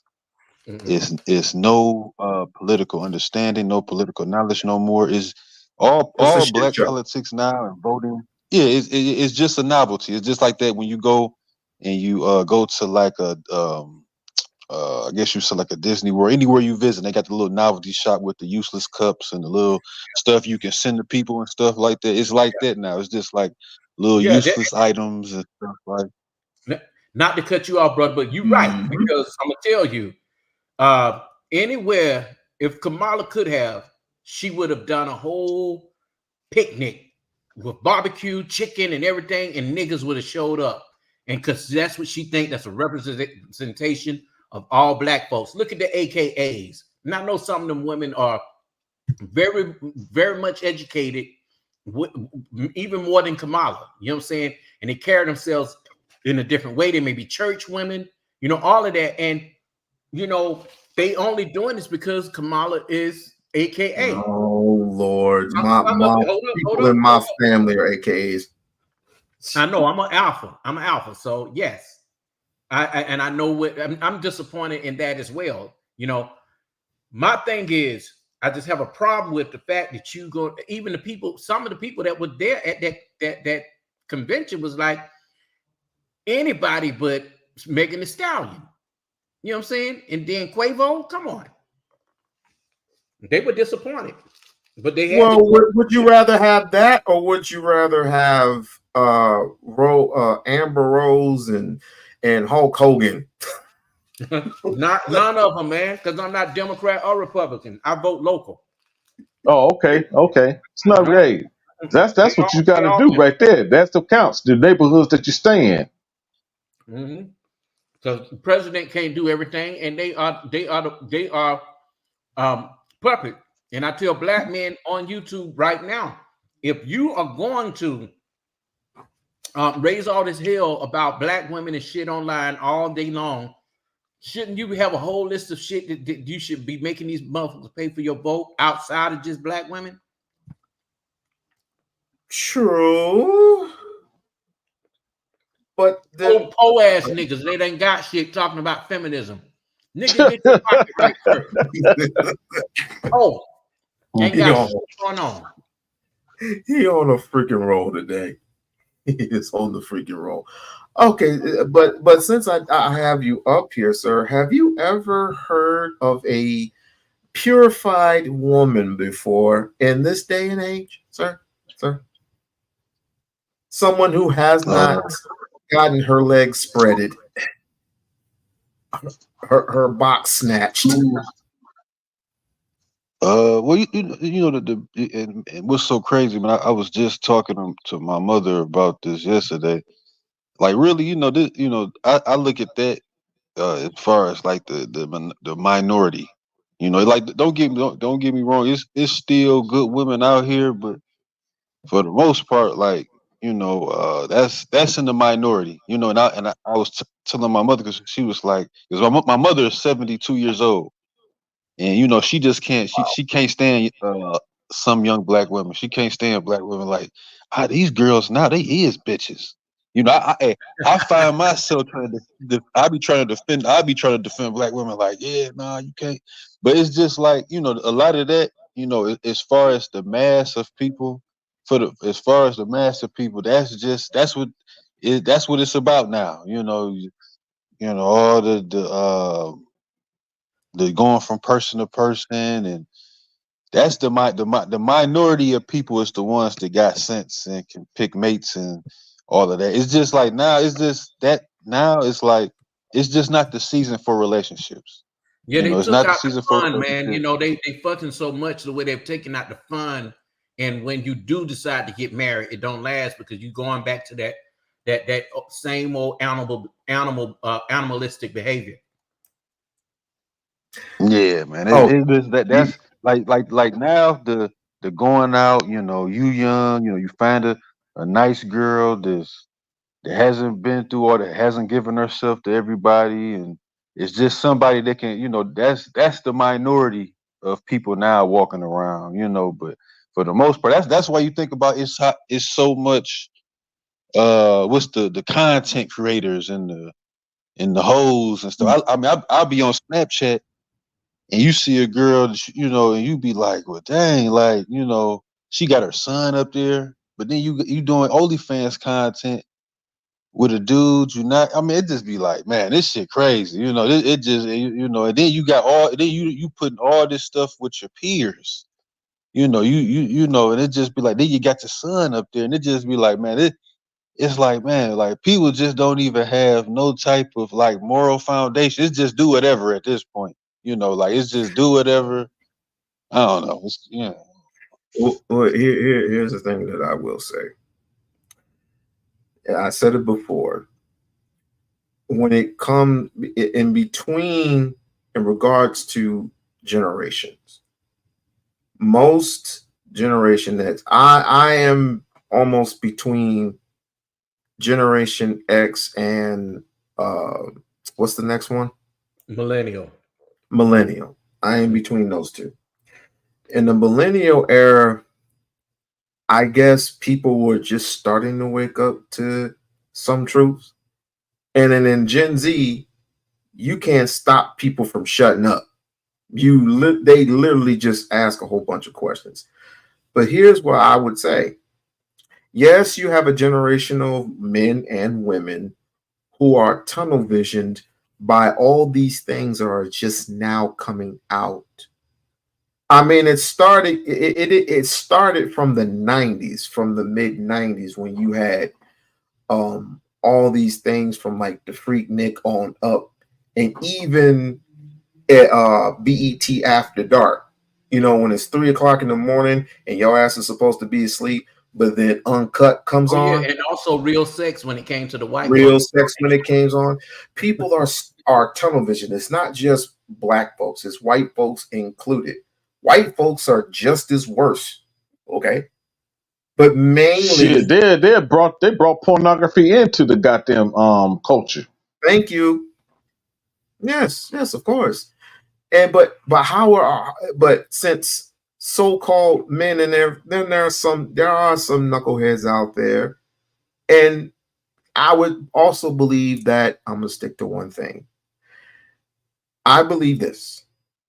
On one side of the coin, you have men who struggle to get jobs because they actually want the jobs that are worth not worth their value. But when it comes to the money, they want to be worth it. They want things that are worth their value. So they want a actual percentage. They want to work for a percentage. But these companies are so fixated on keeping the black man down, and they talk about opportunity, opportunity, opportunity. But I don't have the same opportunities as the white man. I don't have the same opportunities as the Mexicans to being competitive. Can I say something to that really quickly? Okay, go ahead. We-On-Loc, I think that even now, because there's so many things now that we can do, I think that at times you have to find what's unique about you. You know what I'm saying? And be creative and making it happen, because trust me, nobody don't have to give you nothing. Even white people or white men. God damn it, I thought I told you not to be truthful. But listen, even your but only thing you should be concerned about your vote and your tax paid dollars, because when you do need these services for times like when you're a man that cannot get a job for whatever reason, and they often deny you, but they'll give it to a woman first and children before you. That's a problem, and you paying into it. You know what I'm saying? So it's not just about the job. It's not just about where you live. I know, but I was gonna make a point about the job though. For black men who have went to jail, even an arrest record fucks him up. But Bob can go get that same job, getting out of prison, and he can become a police officer. See, he slips through the cracks. They a lot of us, we got locked up in the early 90s. You know what I'm saying? Mm-hmm. Coming right out of high school, the feds come show up at your door and lock you up, and you don't get out until you're 35. So that's a problem there too. Some people make it out successful after that long hard time, whether it was weed or crack cocaine or powder or whatever the case may have been. You know what I'm saying? And sometimes in some states like North Carolina, you never had to have been locked up before. They still going to give you the maximum time that it allows because of these Dixie motherfuckers. I'm telling you. Now, but if I'm just saying, if we would have had our own infrastructure and revamped our communities as such, don't you think think about it, with all the jobs out there that will belong to us, just like when you see in Chinatown, right? Just imagine that Chinatown was Blacktown, right? Or we can call it something else, or Melanin Town, or whatever. Just imagine each and every single person filling that spot would be a person of color. We have had it, but we've had it in a different way. Now, let's say this. First of all, a lot of us as black men, we threw away our working card for the dope game. Some of us have become millionaires illegally, but the thing is, they weren't smart enough to invest that money that they had to go into something that was, more meaningful other than a car wash, a barbershop with black cheap ass furniture in it, and you know what I'm saying, and selling, t-shirts out of the trunk. You know what I'm saying? All the money was mismanaged. Our dollars don't last long because we don't put our economical dollars together to do the right thing. And then we get mad when some of the Mexicans who did come here and they ended up doing the right thing and surpassing us. Now they're the black men who are trying to get back into construction. The damn Mexicans own the company that they working for. You see what I'm saying? So we were first at building the roads, first at construction. Mexicans can't even speak a lick of English at times, but their mouth is on point and they can build shit up within no time. Who do you see on the roads every day that have graduated from doing landscape to being a straight up building the roads now? They are. And I'm not saying that that they don't. I'll put it this way, yeah, and because of that, they've become anti-black, because now once they get to a certain status, they're white. You get what I'm saying? Mm-hmm. And I believe that, but we don't have to repeat. We don't have to wash, rinse, and repeat everything that has been done in the past. We all know that we was in charge of Tulsa, Oklahoma. We were in charge of Rosewood. I can understand that. However, when you have abundance of people who are poor you have abundance of people who don't have the knowledge and the tools and quite frankly don't have the wits and know-how. The only thing they know how to do is join the military, and they usually don't come back from the military who they once was. As a and black they person. as a black person, they either get strung out or they develop a mental disorder, right? We, as of now, we don't have to do the whole wash, rinse, and repeat thing. It's a matter of what we learn, just like the Black Panthers in the past have learned. We can learn what the NAACP from back then have learned. Remember, if I can see the Hebrew Israelites shake hands with Muslim Temple number 7, then you told me that. I can literally see that happen. Now, we don't have to bring everybody with us. We don't have to. We can just bring us a handful and let them see for themselves, and they can go out once they witness our hard work and our sweat and our blood and our results. Then they can go out into the streets and they can recruit. Yeah, everybody don't arrive at the same time, and sometime it may be too late. But I just always say to each and every one of us as black men, find out what's unique about you. Because I'm gonna tell you, even right now, I don't care what generation you are. I'm millennial, but the thing is, you have to be able to. It's just no excuse, man. It's no excuse now. Because there's so many other things that you could do. If the white man ain't gonna give you a job, then you got the power with your vote. You got the power with your skills. You can do contracts, do business. Don't do business as a worker or an employee. I don't mind voting. I don't mind voting at all. It's just that I would prefer us to be organized first and vote on one voting block. That's what I would prefer. Make them pay for your vote, man. Make them pay for it, and also as a person who has higher education, make them pay for that too. Don't let them tell you what they're gonna give you. You tell them what you are worth, and be prepared to have your own business. And also, if you have to take an extra job on the side, but make sure it's reasonable. If you, I fear as if you're not going to be listened to.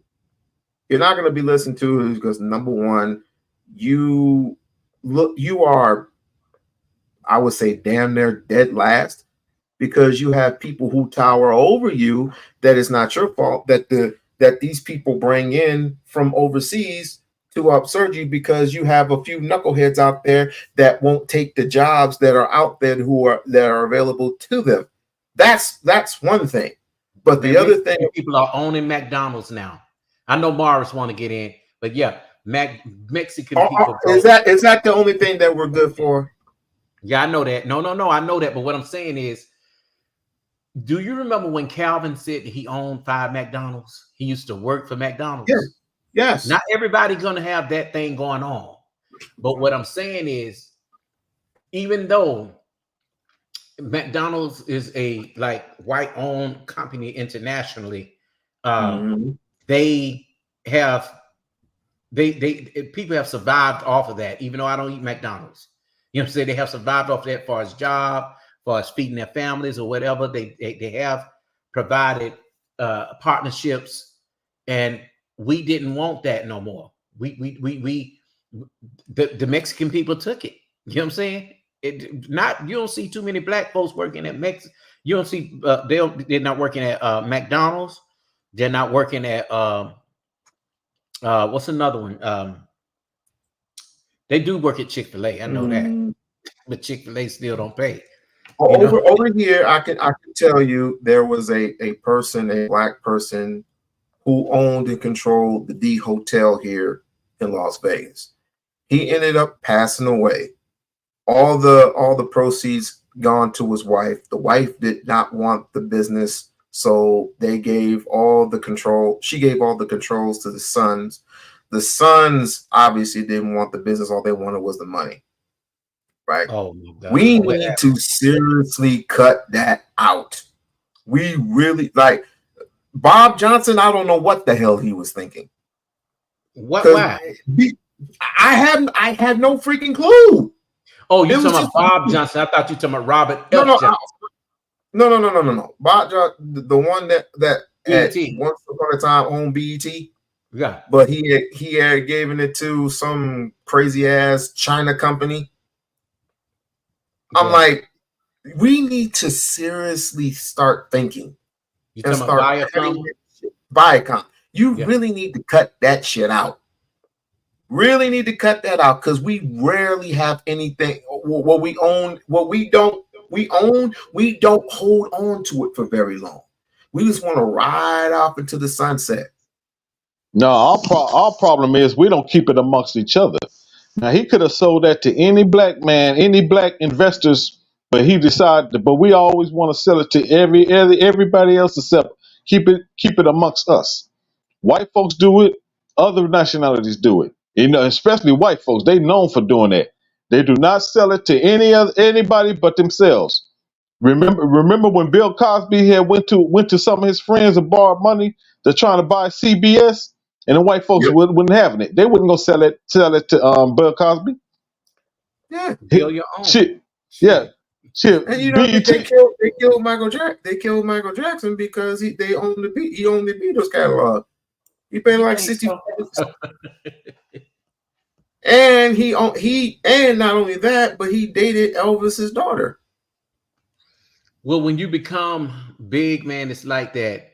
I wanted to hear what Morris had to say because I know he has some things, man. That he can I shut up. Oh no. I just was gonna add when you was talking about the Hispanics.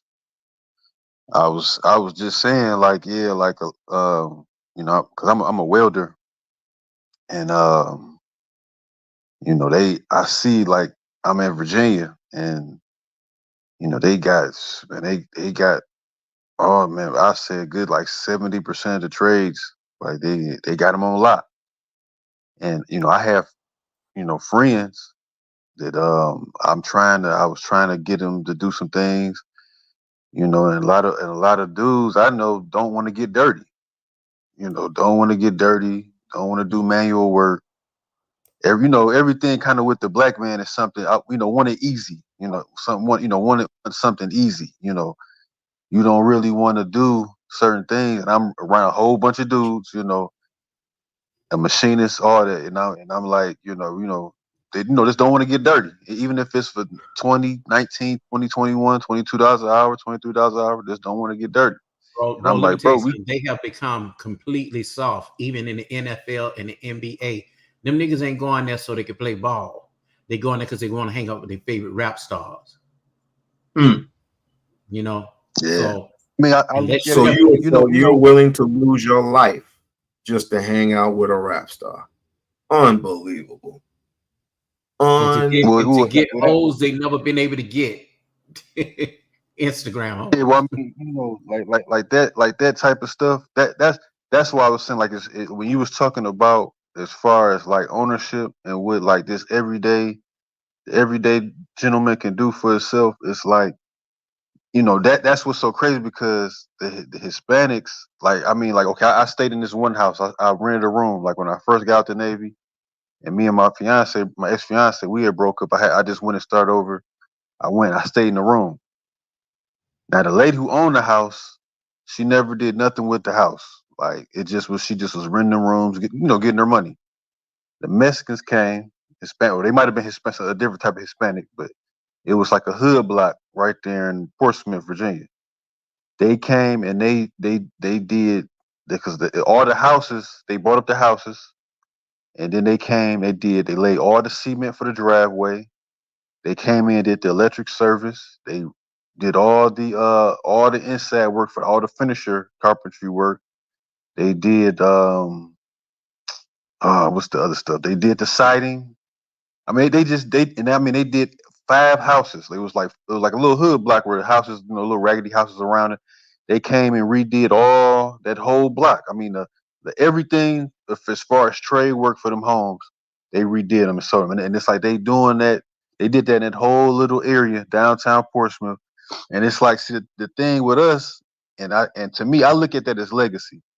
And I don't know if y'all familiar with like Booker T. Washington, because I've been into him now, and I Oh yeah, really would yeah. have went You be over at the Black Brain Trust? You be over the Black Brain Trust? The Black what? Brain Trust. No, sir. Oh, okay. I heard of him. What kind of They always talk, contest he do? they believe in Booker T. Washington. That's a coincidence. Go ahead, I'm listening though, bro. Oh yeah. I was just saying, like, if I would have known how, brilliant and forward thinking he was, I would have went to Stiggy to be a part of his legacy. Because people don't really understand that, like, people, okay, like when you brought up Tulsa, a lot of people think, once Tulsa was burned down, or once a lot of the black communities were burned down, that they just, that ended, that entrepreneurship. But really, Tulsa was really, it was built back up, within a few years, partly at night, and it was really back better by the early 1940s.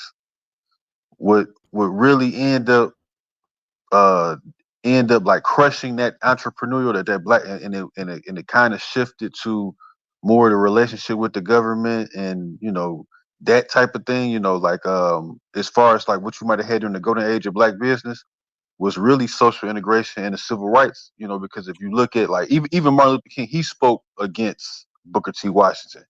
So it was like, if you look at it, the civil rights, they were more in the line, in the legacy of Du Bois, and William Trotter and Archibald Grimke and them guys.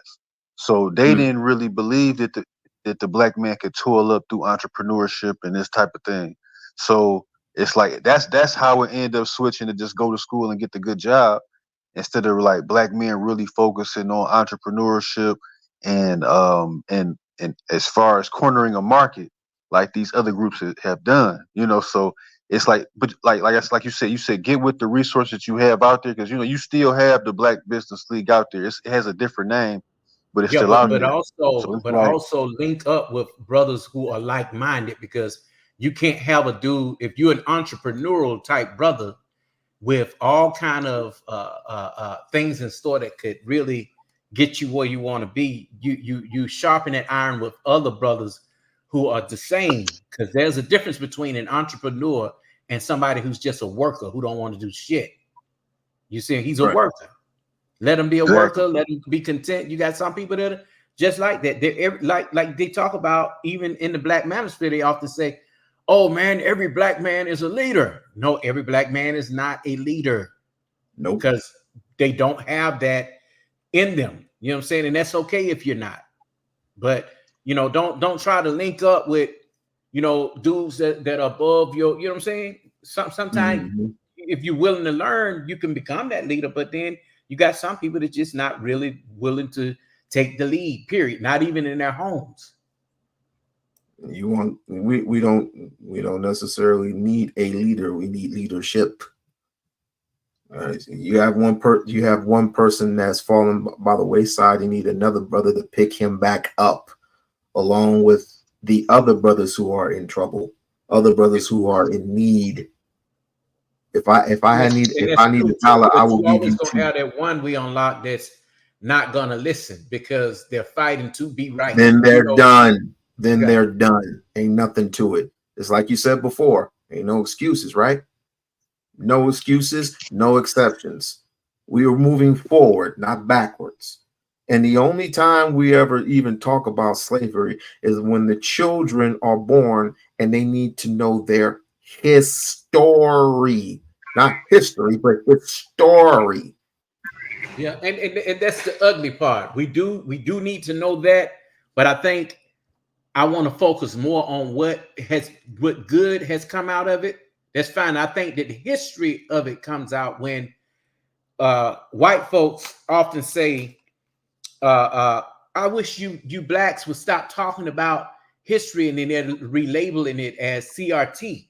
You know, and I often say to black white folks like that, you know, I say, you know, if you want black people to stop talking about the ugliness of America, you know, in the history that happened towards them, then stop rewriting it. And they rewrite it by being very racist on places, social media, where they can hide in little pockets, or you find one that's bold enough to come up to you and start some shit with you, you know, in a parking space, or whether you're at a park, or, you know what I'm saying, thinking they own something.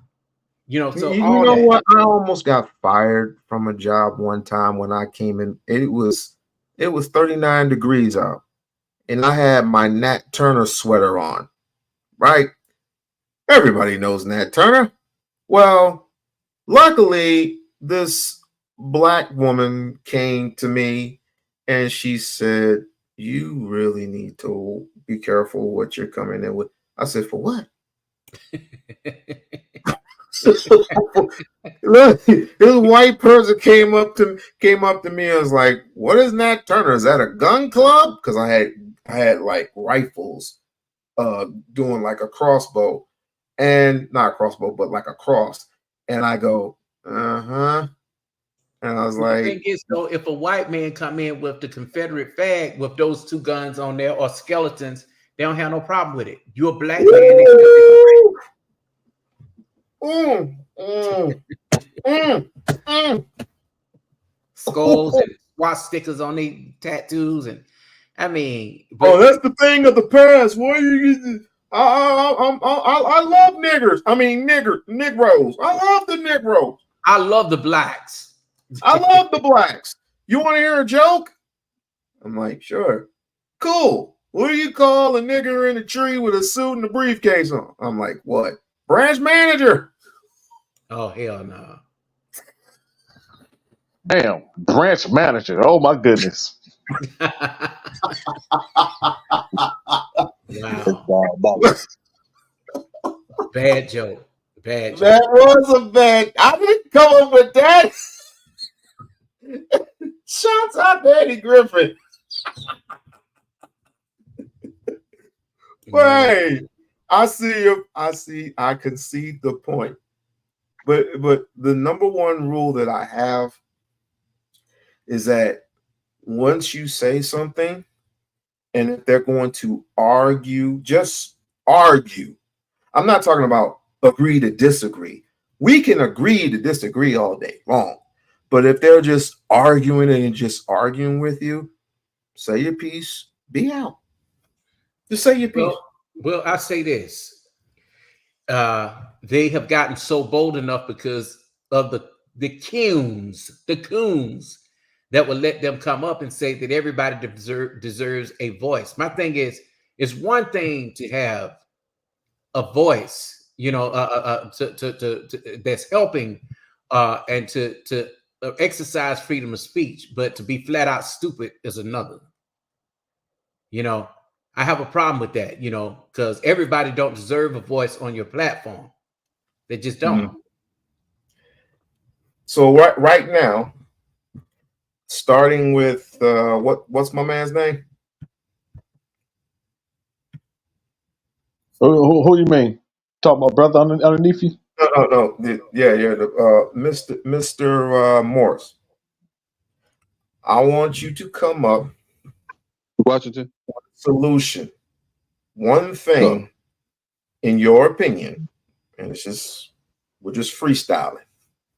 Your opinion about what needs to be done now, in your humble opinion. And I'm gonna go for you and Narratives and then Dante. Man, that's what needs to be done to be like. I don't know. I was you talking about in what way though? Like what do you mean? Like As far as we're in survival mode right now. So I can't wait till he tell you his part because I already got it. yeah, I know you do, cheater. But anyway, yeah. So we're in a state right now in this society where money, let's just say, for example, is not going to be a currency anymore.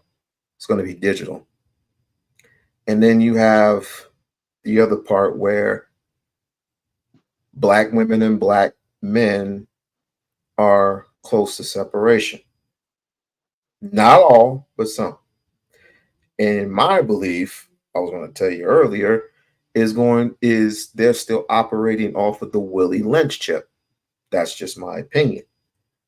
And so a lot of things with the presidency and LBGTT and everything, LBGTQ, the alphabet people and everything else in between, transgenders, you name it, we have it here in the United States of America. What is your solution to our issues, and how can you get us to a place of survival? Go. I mean, we'll see that the thing about it is kind of like, I don't know, I look at it like you really kind of at this point would be better off just like hitting rock bottom, like this, letting this situation just hit rock bottom. And I think that sometimes it's kind of like a dope fiend or alcoholic, or, when you kind of get to your lowest point and it's like, well, now I got to change, because it's to me, it's just, as far as like, because what can you do as an individual? I think that you're pretty much doing that. Like, okay, everybody's pretty much as an individual in their space. Some people are working, some people are working, some people are, they got their own individual thing going. Some people like that's why I said with the relationships and with women, I got a lot of people around me that got wives and got a Black wife, got a happy family. Now I'm locked out from that, but I can't, say like, well, let me cast on everybody else because you got that going on. So it's like, as far as to me to be a people thing or a community thing, I think it's just like, you kind of got to like hit that rock bottom where, once you hit the rock bottom culturally, then you can kind of flip some things and some things to change, and you can kind of go in a different direction. But it's just like, how can you, I think everybody, like I said, everybody is doing what they're like. You seem like a successful guy. A lot of guys on the panel seem like they got a lot going on, as far as economically. But as far as like, anything else, I just think that it's like, it's so far gone, and it's been so many generations of issues that are never addressed, that it's like kind of how the Bible say, you adding sin to sin. So you're compounding the problem. You know what I mean? So that's what I would look at. I mean, like, as far as, the individual, you just got to do what you could do for yourself, and the people who in agreement, you just link up with them. So that's what I would say. Well, I would say we ain't got no more room for mistakes, especially if you're a person that's past a certain age, unless you got a mental issue. You know what I'm saying? That you just can't, comprehend, or, understand that part. Now, a person that has had time after time to get it right, nobody ain't got time to hold your hand. You know what I'm saying? For the men that are readily available to get this thing together, I think that could happen when you have like minds. But ones who are fully focused, yes, it does take some people to hit rock bottom, but they may never come back up from rock bottom. And we don't have that kind of time to sit and wait for people who hitting rock bottom. You know what I'm saying? Now, to me, I think for the ones that are ready, let's go. For the ones that are not, let's not focus on that. I think that if as Black men, if we deal with more of what we want out of life versus what we don't want, and not focus on the negative, then we can separate ourselves away from those. Not saying that we trying to be white, or we trying to go to the white community and trying to know. We just really trying to, get in this potluck of what we can offer, our own. You see what I'm saying? Because some of these things, but we got to find men who are not caught up in the fast life, the girls, the Gucci, the cars, You know what I'm saying? I got all that shit, you know, but that doesn't matter because once you get it and it leaves the store, even a brand new car, the value loses. You know what I'm saying? What value do you have on yourself? So as we heal and build, get ourselves together first, and then you can graduate to the next level of, you know, doing the what they call the American thing. To me, I don't go by that, but you know, some people figure that living a good life and arriving is get enough money. Well, I'll put it this way: graduate high school, possibly go to college, get a good job, retire. No, get a good job, get married, retire, and die. That ain't it. Especially not for me. You know what I'm saying? I'm gonna continue to live, and you have to write the narrative to your own life and go on that path. Because trust me, I'm not that Debbie Downer type dude that's more like, okay, well, oh man, it's not gonna happen. The white folks ain't gonna let us do nothing. If you think like that, you know, hey, you're gonna be lost. You have the same opportunities to deal with what is accessible to you as a citizen of the United States of America, and that is law library, all kind of forms. Study the people in your towns where you live. Look up the legislation. Look up the laws. You know what I'm saying? All of that. But us as black men, we're too busy fighting each other, and also we're at gender wars, even online and offline, where we get caught up in petty crime that turns into a disaster and turn up a dark parade where you can't succeed due to just even an arrest record alone. You get what I'm saying? So some of us have to get bonded where we could be a truck driver, where you have to take those kind of jobs,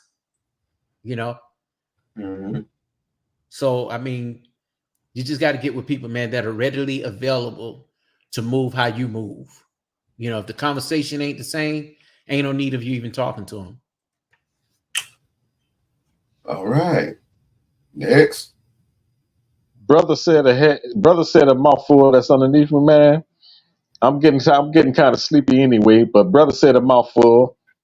Yeah, brother said a mouthful. He said he spoke it best. Yeah.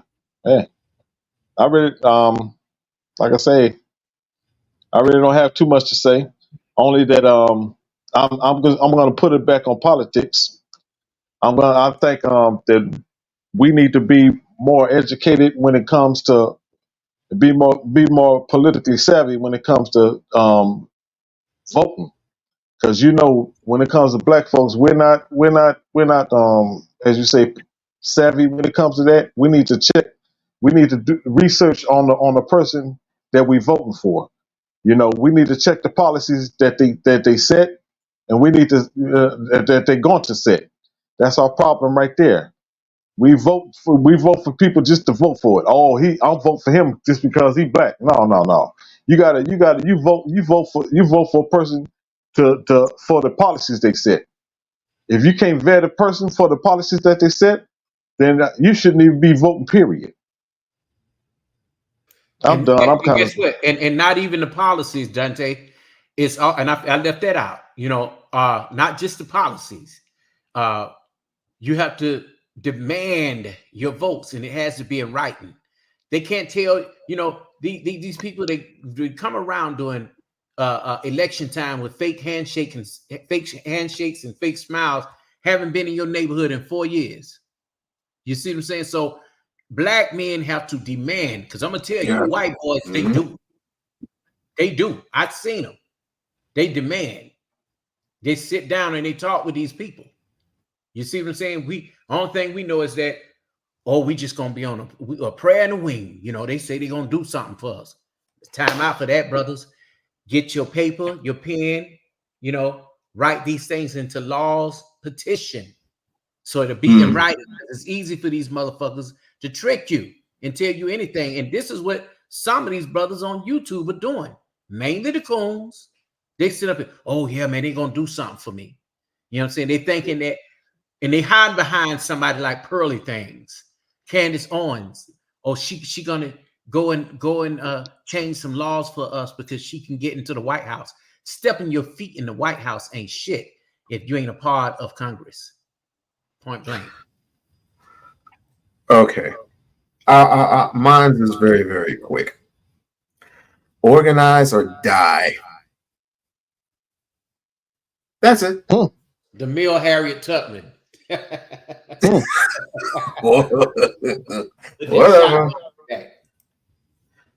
If you want to leave, I'd rather shoot you than have you go back and be slaves to these white folks. And the most disgusting thing that I heard from a few people thus far is they said that Harriet Tubman never existed. That was the worst thing I've ever heard in my entire life. So what happened to Emmett Till did not happen to him. He was just a little boy, a little 14-year-old boy that was misunderstood. And he was brought back from Chicago all the way to Mississippi to get a lesson being taught to him.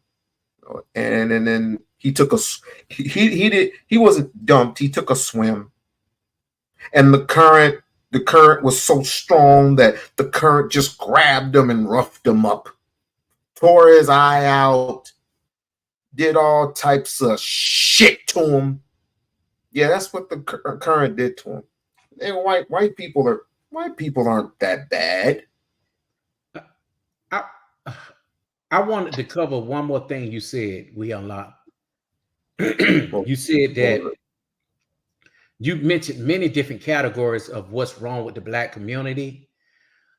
And it's so much. No. I said one thing. You didn't get it? You didn't catch it? No, I ain't talking about now. I'm talking about when you asked the question. Oh, we have problems because the women are not right. The structure in the home.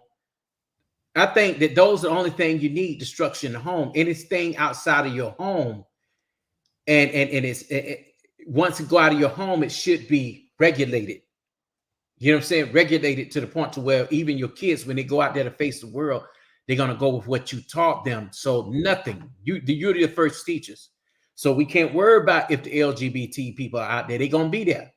You know what I'm saying? And then again, we can't just stereotype them because the problem is everybody who are same gender loving are not a part of the fucking flag, and that's the problem. The first time somebody see that somebody is involved with the same sex, they want to connect them to the flag. For one, if you're a Black man, that has never been a part of us. That's some shit that they put together to say, hey, we're gonna fight for you as a gay man for rights. And the white boys do it all the time in San Francisco when they don't even include even the Black men that are gay. I've talked to them, which I'm doing a documentary now called Of the Flag and Not Of the Flag. They treat them the same way as they would treat anybody else that's heterosexual when it comes time to vote. They got racist gays too. Trust me. So my thing is that flag don't have nothing to do with Black men. I don't know any Black men out here, even if they are that way, that are just sexually explicit. Look, I would say that Lil Nas X, he's a what you call that? A person that they put up to do these things. You see, some money wins out every time. So yeah, just call him a pansexual. Puppet or some shit like that. Yeah, puppet, bro. Yeah, puppet. And the thing is, it's just that, you know, everybody don't identify with that. The Rainbow Coalition. Oh, but we've also, when we hear rainbow, we put that all in a pause moment now, because not even I'm gonna talk about this even in the documentary. You can't even wear those colors now because of how bad it is, as far as even the Denver's Nugget jersey. It don't say that. Yes. Has anyone seen this before? The first Rainbow Coalition? No. Let's take a small look at it. In fact, the common denominator was the fact that it was powerful. Those things are still here now. People are still upset about that right now. So I think that this is a timely conversation. during these times you're dealing with, I just want to go quickly, you're dealing with the age of social media and your, misinformation and how people are being programmed with this misinformation. So a lot of people are using mass media and social media to misinform people, to have this sort of racial animus and tension, or Islamophobia and anti-Semitism are way back in the realm. So we have to sort of overcome these barriers during a time when information is flowing to people in a much different manner. So our question is, how do we traverse that sort of struggle we have? Currently, I serve on the Use of Force Committee for Mesa, Arizona, and we are studying the use of force best practices that Mesa has.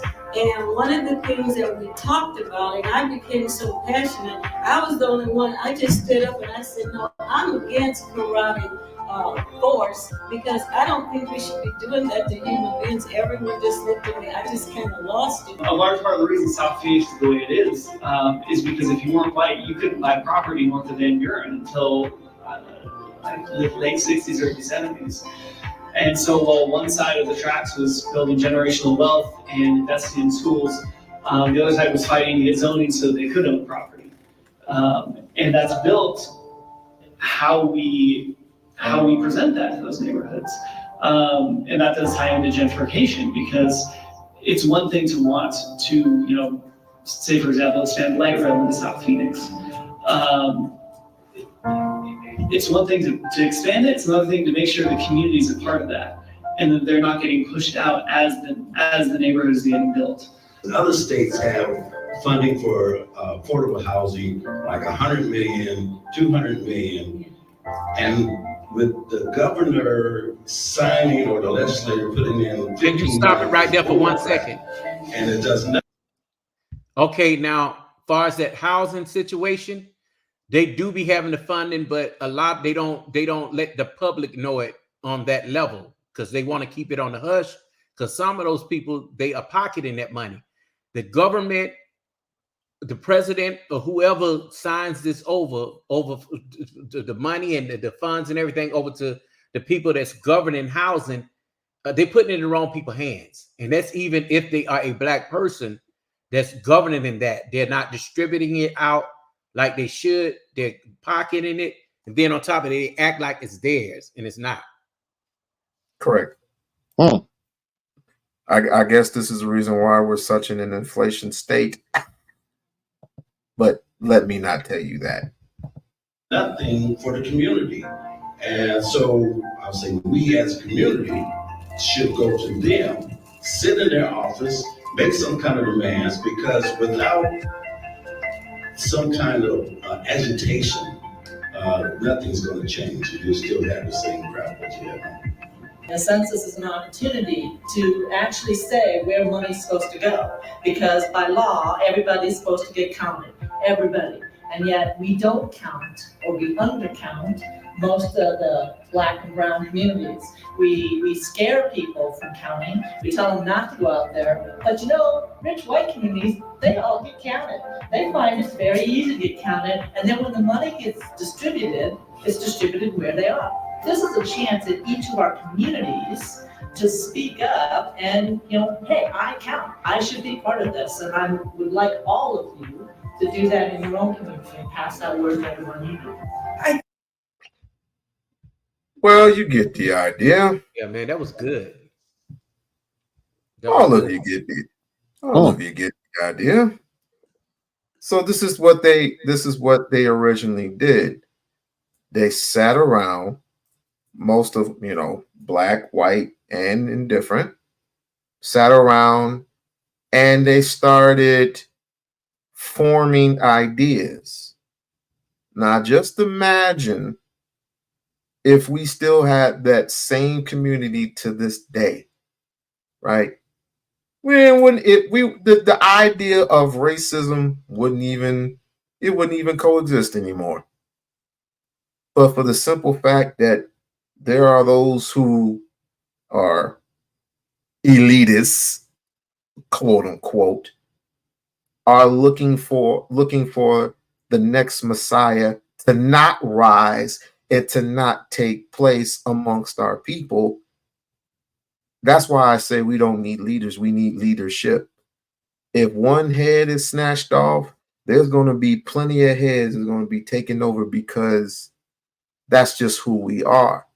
There's a reason why the Bloods and the Crips were created in the first place, because mainly they were going to be the generals of the North and the South, like Martin Luther King and Malcolm X were going to be, but because of government, J. Edgar Hoover, and amongst other influencers, that was going to see fit that the rise of a Black Messiah was not going to take place.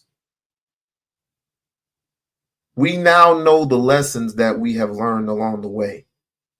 The only reason why we go back into the past is because we don't want to make mistakes in the future. And we learn in the present. Learn how to communicate with your people. Learn how to communicate. If those don't want to communicate righteously and logically, they're out. I don't have to spend no more time having somebody cuss somebody out because they're a female. No, even females have ideas. Even females have ideas. Black females are just as smart and just as intelligent. That's why I say we need to work together as a unit. Organize or die. And with that being said, oh, go ahead. And I get that part too. You know, I'm okay with women being inclusive. But if we've been places where things did not work on that level, we got to find new strategies and get with the women that, because different women are on different levels. Same thing with men. Everybody need to, you know, every man ain't the same. So we need to get the strongest Black men and Black women, the best in class, that's on the Black agenda to put things in perspective. Because you can get one out of the group that's a bad apple and could taint the whole situation. You get what I'm saying? By not being on one accord.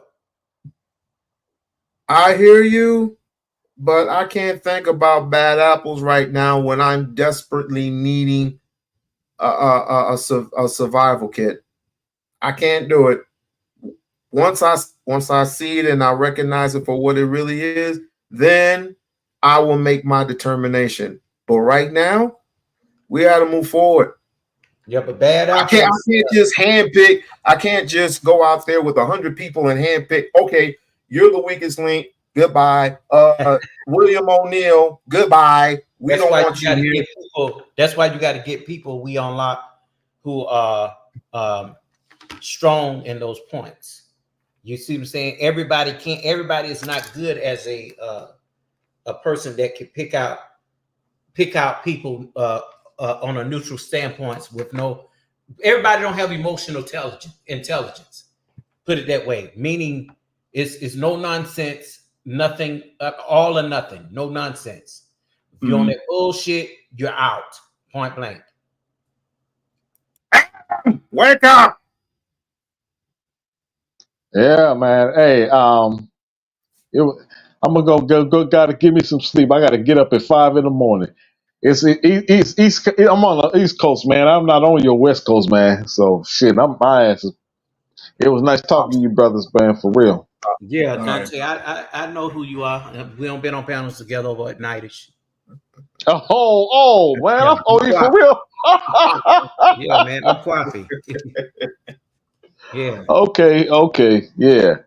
I'm going to earn my biscuits, man. So nice talking to you, brothers. All right, man. take it easy, brother. Take it easy. Take it easy. Well, you know, I mean, hey, at least when it's time and we all gotten our ducks in a row, you know, we ain't gonna leave the table until we come up with something that's conclusive. Oh yeah, but we're gonna do it in a timely manner. Yes, sir. See, this is how I am, man. I think strategically, meaning we're not gonna sit around all day long trying to figure, or maybe even weeks long. I know how to come up with some shit within 1 or 2 days, maybe even a good week, if I had to. That's why it takes me a while, even on my channel, to come out with something new, because it needs to represent the best of who I am. You know what I'm saying? You can tell when something is sloppily done. You know what I'm saying? Mm-hmm. You can tell when a person is just getting up on a panel, just talking. You know, I like how you even run your stuff, because you okay with even just being up here by yourself. But you know how to, you know, let brothers up. You know that you know, really have something to say versus somebody want to come up and argue with you and be on some bullshit. Nobody likes me. I'm a Umarian. That's what I am. But you know what though, man? If you know, like me, I'm not gonna not be cool with you because of who you like. Now, I might not be cool with you if you on that, you know, Brandon Tatum, Candace Owens, Pearly Things kick. Oh, that's an insult. No, I'm not saying you. I'm just speaking in general, because that one person right there will turn out to disrespect you. You, your panel, your brand, everything in what you stand for. Mm-hmm. You know what I'm saying? And usually it's a person like that is a person who does not have a platform, but want to get up on the panels and get up on your platform to spew their shit off. Yep. You know what I'm saying? That just don't matter. Like even Fantastic, you know, he has a platform, but he go to bigger platforms to sway people into the thinking like what he has. What thinking? He gets everything off the internet. Well, that too. I know who he is. I've been around Fantastic a while in the Black Manosphere, so I know it's what he do. You know, I ain't said nothing else to him ever after. Anybody who goes on a soliloquy for like damn near 5 minutes about a female that he, you know, thinks is inferior, but wants to go onto a woman's platform to try to find love and happiness. That's got to be the most jokingest Negro I've ever seen in my life. You are disqualified from this conversation, sir. Let me tell you something. When the lights are out, people gonna do any and everything. You turn that motherfucker on, they're gonna scatter like roaches because the light is showing. You get what I'm saying? It's easy to calm your storm in the dark because nobody can see you. You know what I'm saying? But when cameras, lights, action hit, you know that motherfucker, he go crazy. That's just who he is, man. You know, you have to talk to him about his he a Negro 1 minute. He a Negro 1 minute, but he sounds like a white supremacist the next. But that's okay. We know who you are. We know who you are now. So with him, it's wherever the wind blows. Same thing with Tommy. Wherever the wind blows, wherever he can make his money. I get it.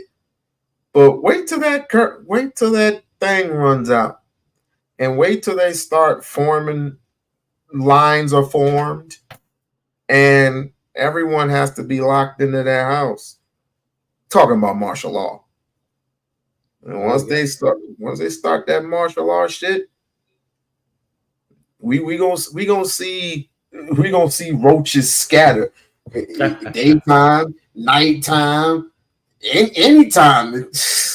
And then that curfew. This is why, you know what? I like certain places overseas who have curfews. You know, at somewhere around 8 or 9 o'clock in their time, I forgot what I think it was Sweden. The lights you have to be in your facility around that time, about 8 or 9 o'clock. And guess what? The television cuts off. Just like the jail. The jail in the prison. It cuts off. I mean, at least back in our day, the TV had dignity. Now it's just like a hooker is 24 hours a day, 7 days a week. Well, it's like this. Get back to that. Count time. Let me tell you, I used to work at the jail and I used to work at the prison. And it just seemed like people have structure when they're locked up in there. They become institutionalized.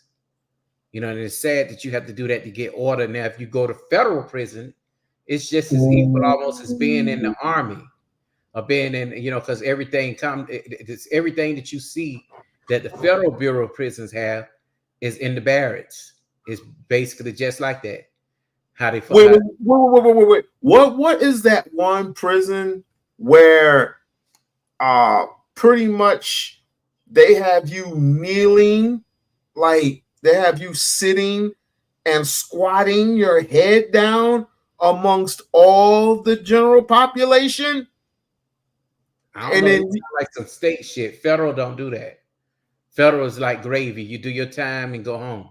But you do it long though, 85%. If you state it, they got all kind of incentives, you know, because they don't want to they say they don't want to overpopulate. Overcrowded. But if you get into one of these damn places, it's a Dixie town, you might as well hang it up. That bad? Oh yeah, in the that South, bad? Oh yeah, the South gonna put you under the prison for 5 grams of crack. Damn. Talk about scared straight. Yeah. I am out here. They have a clinic that I really think that they are enabling people that are on drugs. They go to these clinics, like methadone clinics. Mm-hmm. I've seen them, man. I can't. You wouldn't believe who go in and out of those places. You know, and I'm not here to judge nobody, because you could get high, you could be a functioning addict versus someone that's on the streets that don't have a place to stay, that's on drugs. I've seen people, it just because a person is on drugs, it doesn't mean that they're destitute or they're not intelligent or they're dirty.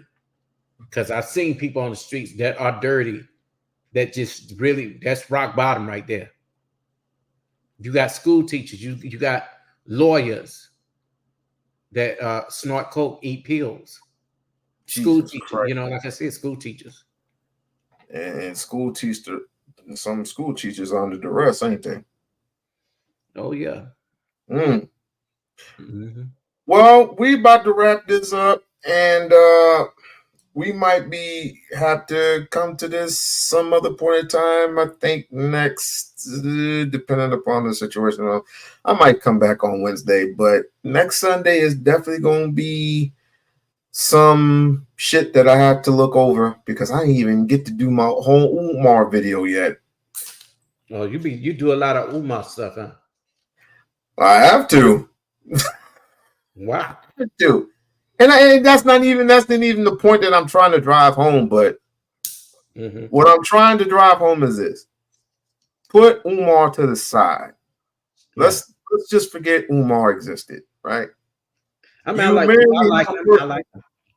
All I'm saying is, we have a guy that wants to build a school for the youth. I have no problems with other Black entrepreneurs who build schools for the Black youth. Get it?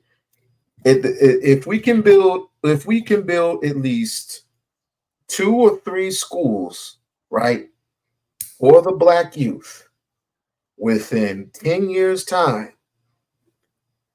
you know how much money per year? Per year. You know how much time and how much money and how much revenue and how much support we can all get from each other, and then the kids can actually learn something.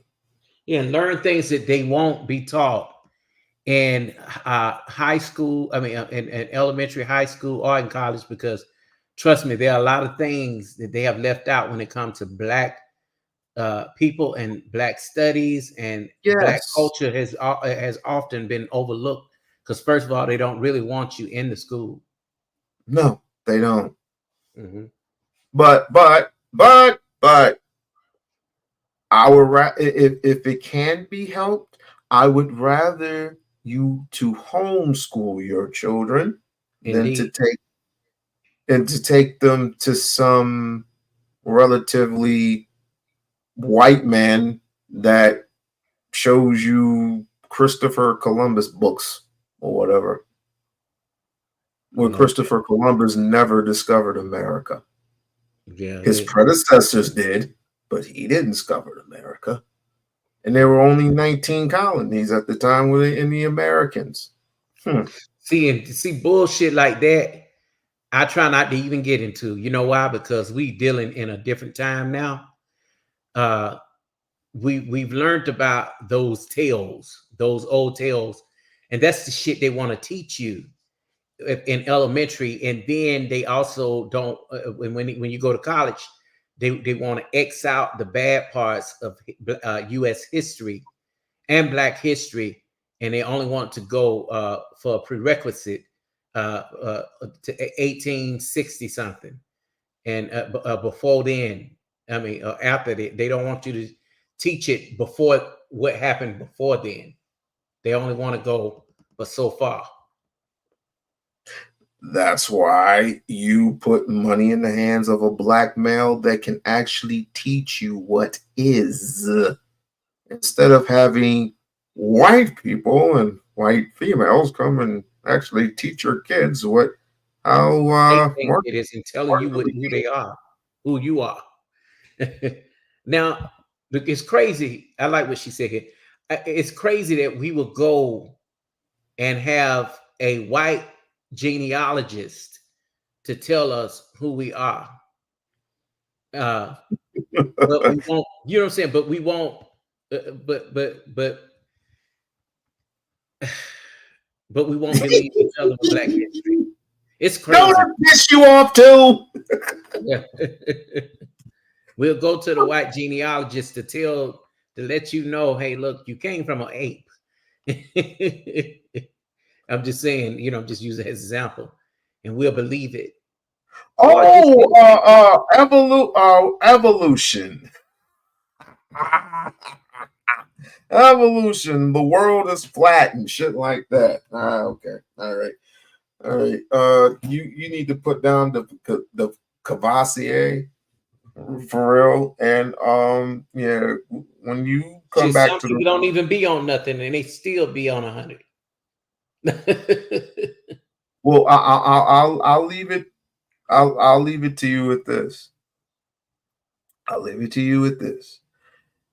Do you believe that Black America will ever get reparations? No, don't say nothing. Don't say nothing. Let me say this. I'm gonna say the right thing. I'm not saying that it can't be done, but if we are not focused, real talk as one, collectively, no. Look at how the Asian folks, they didn't even like Asians, don't like Asians, but guess what? Somehow the Pacific Islanders, the Tongans, the Samoans, the Southeast Asians, South Asians, the Chinese, the Filipinos, the Japanese, all of them right here in San Francisco were able to get together and put a bill together and put their economical dollars together. They didn't ask nobody from any other town to put their money together to get that law in Congress. And it was signed immediately. And look who was right there that helped it. Kamala Harris. But guess what? She ain't gonna do that for Black folks. Of course not. Because everything dealing with Black folks can never have anything for themselves. Everything has to be diversity, inclusion. You get what I'm saying? Which is stupid. And even if you go to the colleges, the clubs, the college clubs have Filipino club, they have Chicano club, they have the Indian club, or Asian people have their own different clubs at the colleges. But guess what? When it comes to Black history, black clubs or African American clubs, or Moja or something like that, guess what? they have to invite everybody in order for it to run, or else they won't let you have it. But these same clubs that I just mentioned do not want black people in their clubs because they don't want you knowing about their culture. See, we become the laughing stock. We become the entertainment value for everyone. And they culturally misappropriate, you know, when it comes to us. Oh, of course. We don't demand nothing. We don't demand nothing because we're not organized to demand anything. I like what Bridget's saying. And said- orange. And No. orange. What? Oh, the other one? Yeah. Oh, Well, this all one? of them, you know. Oh, it's ridiculous. Ain't even value. It's not value unless they get it from the white man. Well, yeah, that's true. This is what, but this is what I often tell people because I get real. I smile from ear to ear when you got some trifling ass Negro always have to say, "Well, you get your paycheck from the white man, don't you? You get paycheck." I was like, pull up from your bootstrap. of course. And then I put it in a black bank where it can develop with over time with at least 2 or 3 or possibly maybe if you go to the right bank, 5% of your money grows in certain banks, which I would say you don't need to put your money in banks. Why don't you just invest your money in life insurance policies? We-On-Loc. When I got some things that are in plan, brother, and I really enjoy what you do up here. You know, I know subscribers ain't everything, but I want to help you. You know, because you do some really good content. I think we should do something together on a few streams, where we can simulcast. Put your email in the back. I think you gave me your email already. Yeah, I don't think you emailed me. Did you email me? Yeah, I think you did, right? Yeah, I sent you that video, didn't I? Remember I sent you that one video that you asked for? Let me I'm on check Yahoo on yahoo.com? Yeah, at the Nino Show at yahoo.com. But forget that. I'm gonna give you some information, and I don't do this for nobody. Don't give it out to nobody else. Okay, B. Alrighty then. And oh, by the way, did you know that Booker T was a Pan-African? Oops. Yeah, I saw the book that you showed. I want to look into that. Is there any way I could buy that book? Of course. Buy that book on Amazon. Yeah. Booker T. Washington in Africa. The Making of a Pan-Africanist. Okay, I'm gonna check that out. And who wrote it? Who wrote it?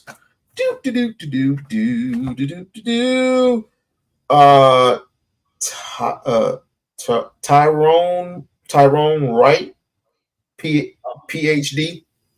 Oh, okay. I went to school at Tyrone Wright. Let me ask you something. Before you go, what do you think about the dude named Conscious Lee? Never heard of him. I think he was Pan-Africanist, but now they kind of tired of this election and voting situation where he getting on Kamala ass, and he definitely getting on Trump. But he's a professor too as well.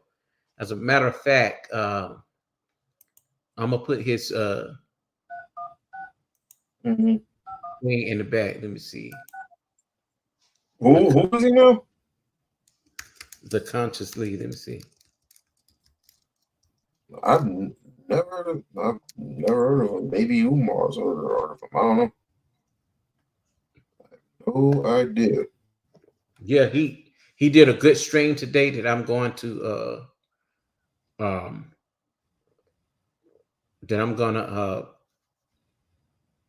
try and cover some of it out of there. But I think he's a Pan-African person. Well, give me his name again. The Conscious Lee. The Conscious Lee. I'm just gonna put it in the bag. I may know. Then again, I may not. because I know I know of a couple of conscious leaders, but they're all from New York. Nah, he from Texas. I'm putting it in the back. There it is, right there. Bam. All right. All right. Well, I will definitely check that out. But meantime, in between time, you stay safe. You Yeah, stay definitely, peaceful. brother. You be sure to hit me up because I got some stuff in store. Now I'm about to hit. I may have already hit it, but I'm almost at 30K on my channel, so I need to be doing some stuff. All right. No problem. Goddamn, Yeah. 30K. Hey, take it easy. All right, you too. You too. Peace and Pan-African. Peace and Pan-African. Peace and love. Peace and love. Thank you for supporting. Thank you for the support. Lisa, continue to get your rest. The woman is walking again. She's gonna be walking again, yo. You know what happens when you follow God? When you follow God, whoever you claim your God to be, you don't have to tell everyone. It can just be in secret. But when you follow God and you say, and you continuously say your prayers, good things can happen if you believe that they can. All she has to do is take it one day at a time, one step at a time, and she will be able to use both legs again. She's just taking it slowly but surely. As for our talks today, we should be having these talks more often than not. But this week's gonna be a little bit heavy. But my Sundays are always free. My Sundays are always free. All right. Peace and love. Peace and love, everybody. Thank you, Bridge. Thank you, Narrative. Thank you, Lisa. Thank you, everybody else. Peace out.